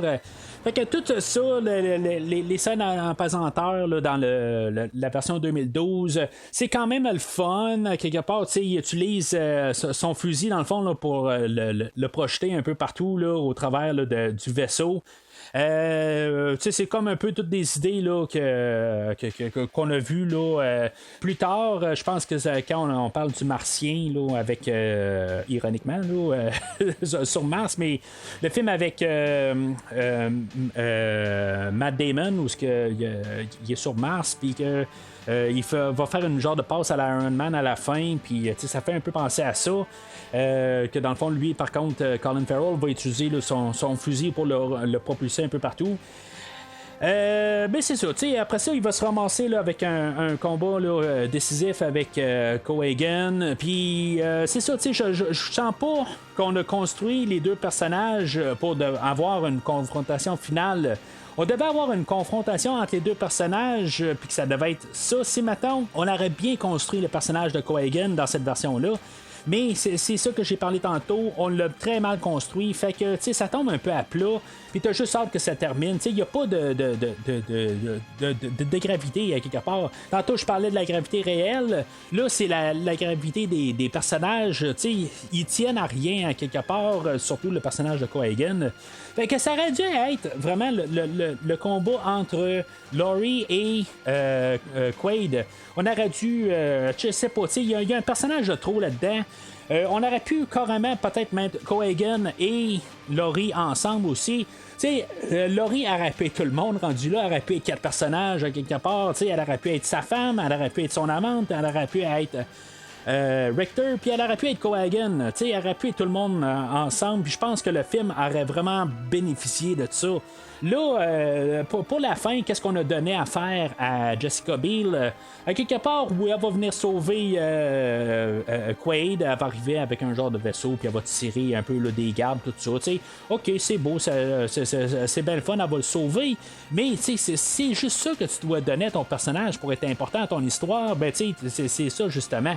Elle vient sauver ton personnage, mais à quelque part, elle n'est pas importante pour l'histoire. Alors, eux autres, ils vont réussir à faire sauter tout le vaisseau puis la pièce centrale dans le fond là, pour faire marcher tous les droïdes. Puis dans le fond, Cohagen va mourir là-dedans. On pense que peut-être Laurie est morte au travers, mais finalement, ben, comme dans une genre de scène pas, techniquement, qu'il aurait pu apparaître comme pas générique, ou en tout cas, on sent que le film a terminé, mais il n'a pas terminé. On a Quaid qui est comme dans un genre d'ambulance, puis que finalement, ben, on pense que c'est Milena qui est là, mais finalement, Laurie, elle a un hologramme sur elle, puis finalement, ben, elle se fait juste comme genre tuer en moins de 2 secondes, à quelque part. C'est comme, ok, t'as un personnage qui poursuit Quaid tout le long du film, mais en dedans de 3 secondes, elle est morte à quelque part, puis elle meurt vraiment là, comme sans rien, je sais pas, il manquait quelque chose. Ce film-là a construit une histoire entre les deux personnages, puis ça tombe vraiment à plat. Vraiment, le dernier tiers, aussitôt que Cranston est embarqué dans l'histoire, ils savent plus qu'est-ce qu'ils veulent faire avec le vilain, puis tout ça, puis l'histoire s'en va à tous les sens. S'il s'en allait pas dans tous les sens avant ça, là, le dernier tiers, là, il fait juste le marteler l'idée, là, que, je veux dire, si tu savais pas qu'on voulait aller nulle part, ou on savait pas qu'est-ce qu'on faisait, ben là, on vient te le mettre en face, on veut rien, on sait pas qu'est-ce qu'on fait, t'sais. Dans la version 90, ben c'est ça, la confrontation avec Cohagen a plus de sens un peu, puis j'aime quand même, même d'un côté, la prestation d'Arnold, quelque part, il arrive pour peser sur le piton, il dit, ben il pèse sur le piton, là, c'est pourquoi tu niaises de même, là, c'est pourquoi tu veux juste écœurer le peuple, tout ça.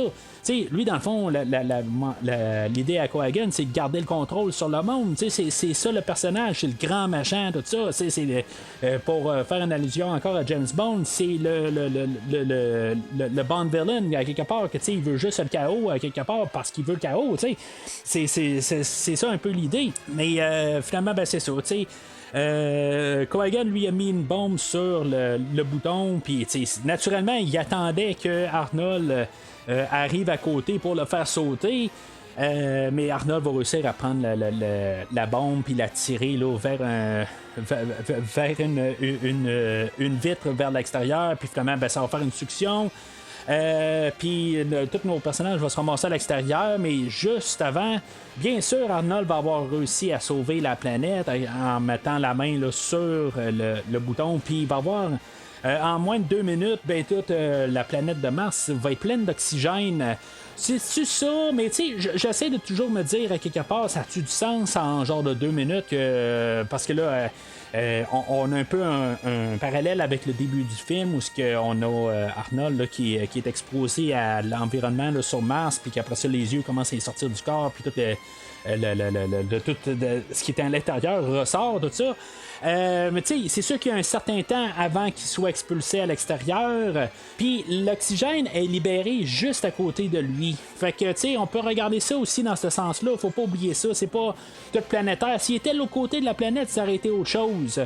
Mais là, l'oxygène est libéré juste à côté de lui. Fait que tu sais, ça a peut-être du sens, ça a peut-être pas de sens. Tu sais, c'est comme un peu ambigu. C'est sûr que c'est un film d'Arnold quelque part. Puis ça reste une fantaisie selon Paul Verhoeven. Mais une fois tout ça terminé, ben c'est ça. Tu sais, la question reste, est-ce que c'était un rêve, c'était pas un rêve? Là, dans la version 90, la réponse c'est supposément que il y a comme un flash de lumière qui fait que c'est supposé dire que c'est comme la fin du rêve. Encore là, ça peut être juste un rayon de soleil qui passe au travers des nuages. Ça peut tout être interprété d'un peu de différentes manières. Même si le réalisateur nous dit que lui, il dit que c'est un rêve, il a laissé beaucoup d'opportunités pour qu'on puisse interpréter d'un différent sens. Puis ça, je trouve que c'est vraiment une belle affaire. Puis je pense que quelque part, il n'aurait pas dû le dire. Il aurait dû vraiment tenir à l'idée de dire la même affaire que son film. Il dit, c'est à vous de décider. C'est pas en dehors du film qu'il doit dire une réponse. Parce que là, ça tronque un peu toute l'idée. Un peu, je trouve que c'est plate de savoir qu'est-ce que le réalisateur veut. Si maintenant il aurait été dans le sens, puis il aurait mis une genre de réponse claire dans le film, ok. Mais il n'y a rien qui pointe que c'est exactement un rêve. Tout a un côté là, de chaque bord, puis on peut l'interpréter vraiment là, dans tous les sens. Il y a tout le temps le contre-argument. La version de 2012, là, il y a une affaire là, du tatou dans le bras de Colin Farrell que je suis pas capable de retrouver. Je l'ai pas remarqué pendant que je le visionnais.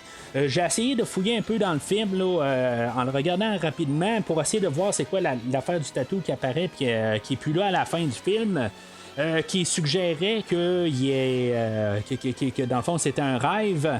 Mais tu sais, la manière que le film finit, il finit dans les bras de Jessica Biel et tu sais, il revient pas à la maison, il y a une annonce de recall. C'est normal qu'il y ait une annonce de recall parce que tu sais, il a vu l'annonce à quelque part. Mais tu sais, s'il y avait des séquences du film qui seraient projetées sur l'annonce, là, je comprendrais, mais là, tu sais, ils sont pas là. Tu sais, si maintenant il aurait mis la poursuite automobile ou quelque chose de même pour rajouter, ben là, tu sais, on aurait pu dire c'est beau, ça, c'est un rêve. Mais ça reste ambigu à quelque part. Tu sais, ça peut l'être, ça peut pas l'être à quelque part, mais la manière ça finit, c'est pas mal. Dans ma vision des choses, c'est pas mal clair que c'était la réalité. Là. En tout cas, moi, c'est comme ça que je le vois. La manière c'est fini, là, je trouve qu'il n'y a pas vraiment d'ambiguïté là-dedans. Puis c'est vraiment dommage.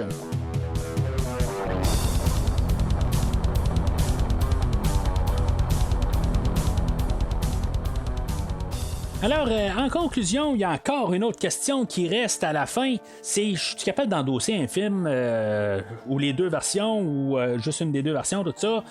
Moi, le film de 90, je trouve que c'est un film très solide dans la carrière à Arnold. Vous savez, à quelque part, j'aime Arnold. J'ai fait le premier podcast en parlant d'Arnold. J'ai parlé d'Arnold à toutes les années, dans le fond, si vous en regardez ça. Ça fait plusieurs films que je couvre avec Arnold, que ce soit Batman et Robin, que j'ai fait dans la rétrospective là, des films de DC. J'ai parlé du Predator, j'ai parlé de Terminator et pas mal toutes ses suites. Je suis un fan d'Arnold. Puis, tu sais, dans le fond, ce film-là fait partie là, de mes films préférés avec Arnold Schwarzenegger. C'est un film qui est très solide. Il y a des choses à dire en avant et en arrière de la caméra. Que ce soit le consumérisme aussi. Tu sais, j'en ai pas parlé, mais c'est un peu le personnage de Quaid, tu sais, que dans le fond, qui est acheté par l'idée. Tu sais, il est très sceptique. Puis le vendeur qui arrive dit ah, mais tu sais, c'est ça que tu veux, c'est ça que tu veux. Tu sais, il réussit à y vendre l'affaire, puis après ça, voir Arnold avec le gros sourire, d'être content de s'asseoir dans la chaise. C'est tous des moments, quelque part. Puis, tu sais, juste le fait de se poser des questions, c'est-tu une réalité, c'est pas une réalité, de garder ça vivant tout le long du film, je trouve que c'est quelque chose qui est très fort pour le film. Oui, il y a des petites affaires là, qui accrochent, mais, tu sais, en général, c'est un film là, qui est très solide. C'est pas le meilleur d'Arnold, mais, tu sais, ça tombe comme dans le deuxième le deuxième rang quelque part. C'est un film qui apporte beaucoup de choses. Quand on regarde la version là, de 2012, il y a des choses qui ont comme un peu amélioré. D'un côté, ben, en fait d'idée que tu sais comme de combiner Michael Ironside et de Laurie et en faire un personnage, c'est pas une mauvaise affaire, mais comme j'en ai parlé, tant qu'à faire ça puis avoir vu ça, ben combine ça un petit peu plus, puis au pire fais d'autres personnages, mais sois pas trop restreint à penser juste au film de 90. Là, ça pose juste vraiment tout le temps des comparaisons directes. Puis, tu sais, comme j'en ai parlé tout au long du podcast, c'est toutes les mêmes scènes qui sont remaniées. Puis, tu sais, c'est toujours quasiment d'un côté inférieur.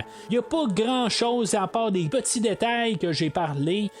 Qui sont meilleurs que le film de 90, mais tu sais, même le réalisateur il sait pas qu'est-ce qu'il fait dans le film d'aujourd'hui.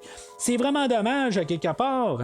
Fait que tu sais, je vais suivre avec un verre vraiment pour le film de 90, un verre solide, mais dans le film de 2012, oubliez ça à quelque part.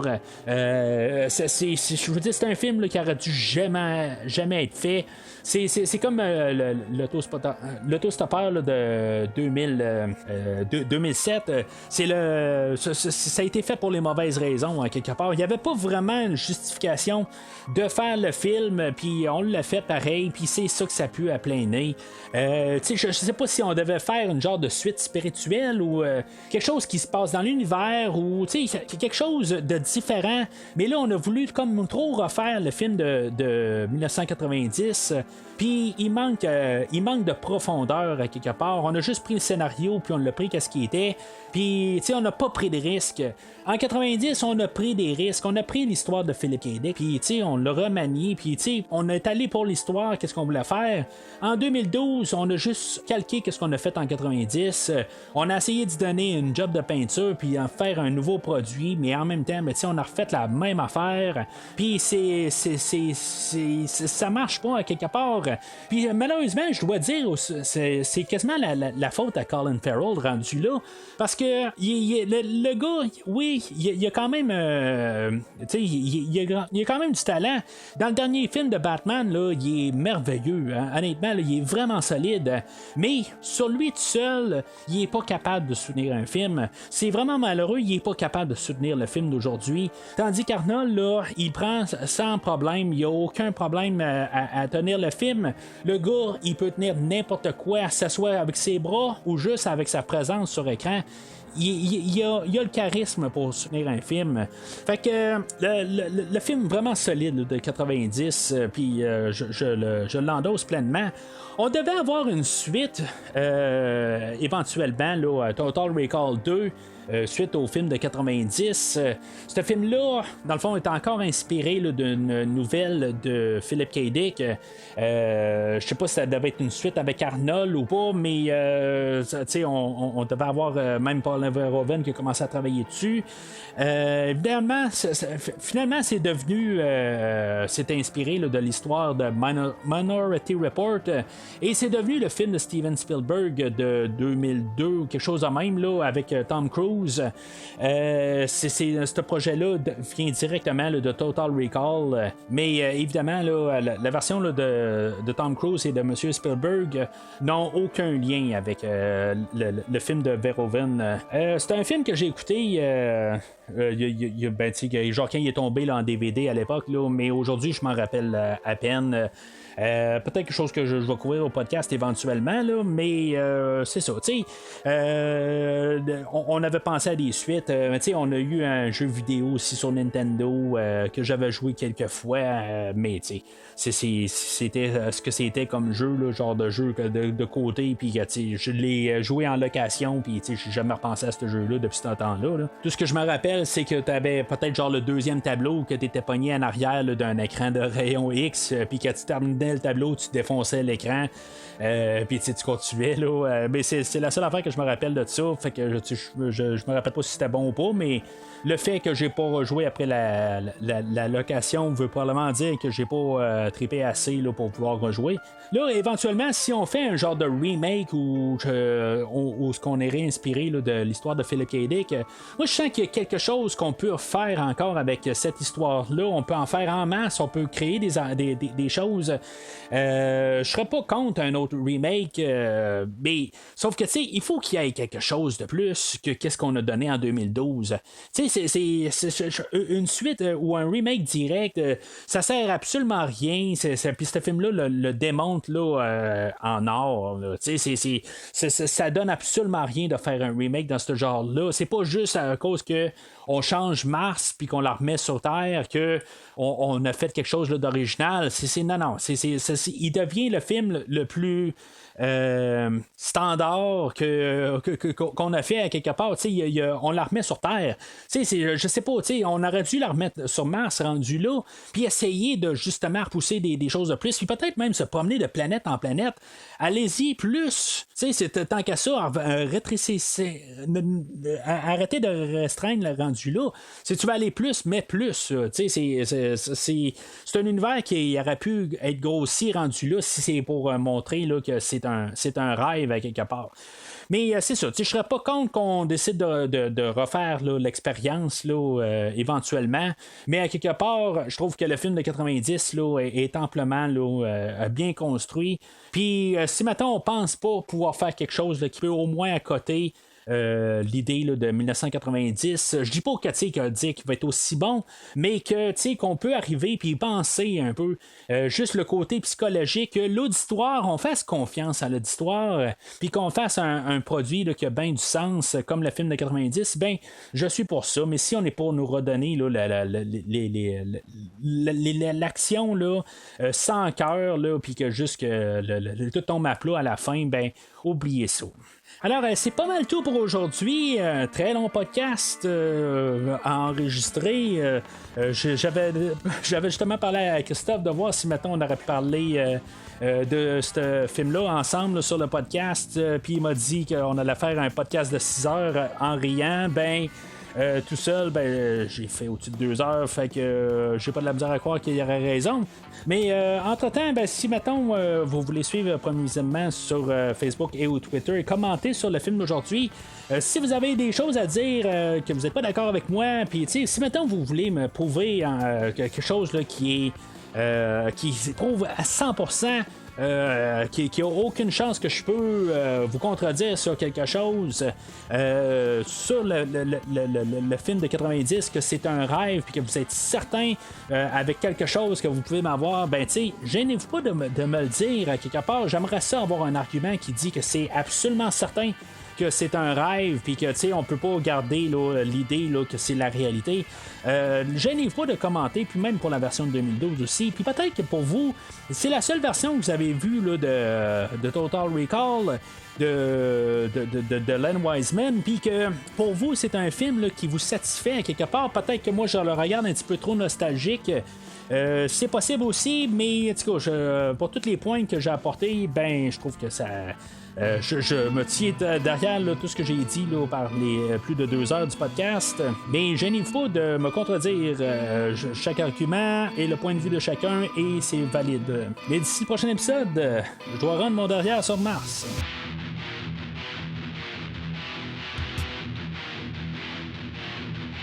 I would like to wish you happiness and long life, old buddy. But unfortunately, I was here first.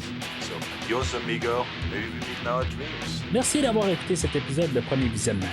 J'espère que vous êtes bien amusés. Revenez-nous prochainement pour un nouveau podcast sur un nouveau film. N'hésitez pas à commenter l'épisode d'aujourd'hui sur Facebook et Twitter, et en même temps, joignez-vous au groupe de discussion sur Facebook. Vous voulez voir le catalogue complet du podcast? Le podcast a un site officiel. Rendez-vous sur premiervisionnement.com.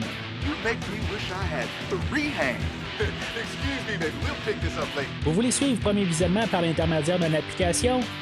Premier Visionnement est disponible sur toutes les plateformes de balado-diffusion, donc Spotify, Podbean et Google Podcast. I am Quaid. You're nothing! You're a stupid dream. All dreams come to an end. En espérant vous avoir donné du bon temps, rendez-vous au prochain podcast. Chérie, tu vas pas me faire de mal. Tu ferais pas ça? Enfin, chérie, sois raisonnable. Après tout, nous sommes mariés. Considère ça comme un divorce.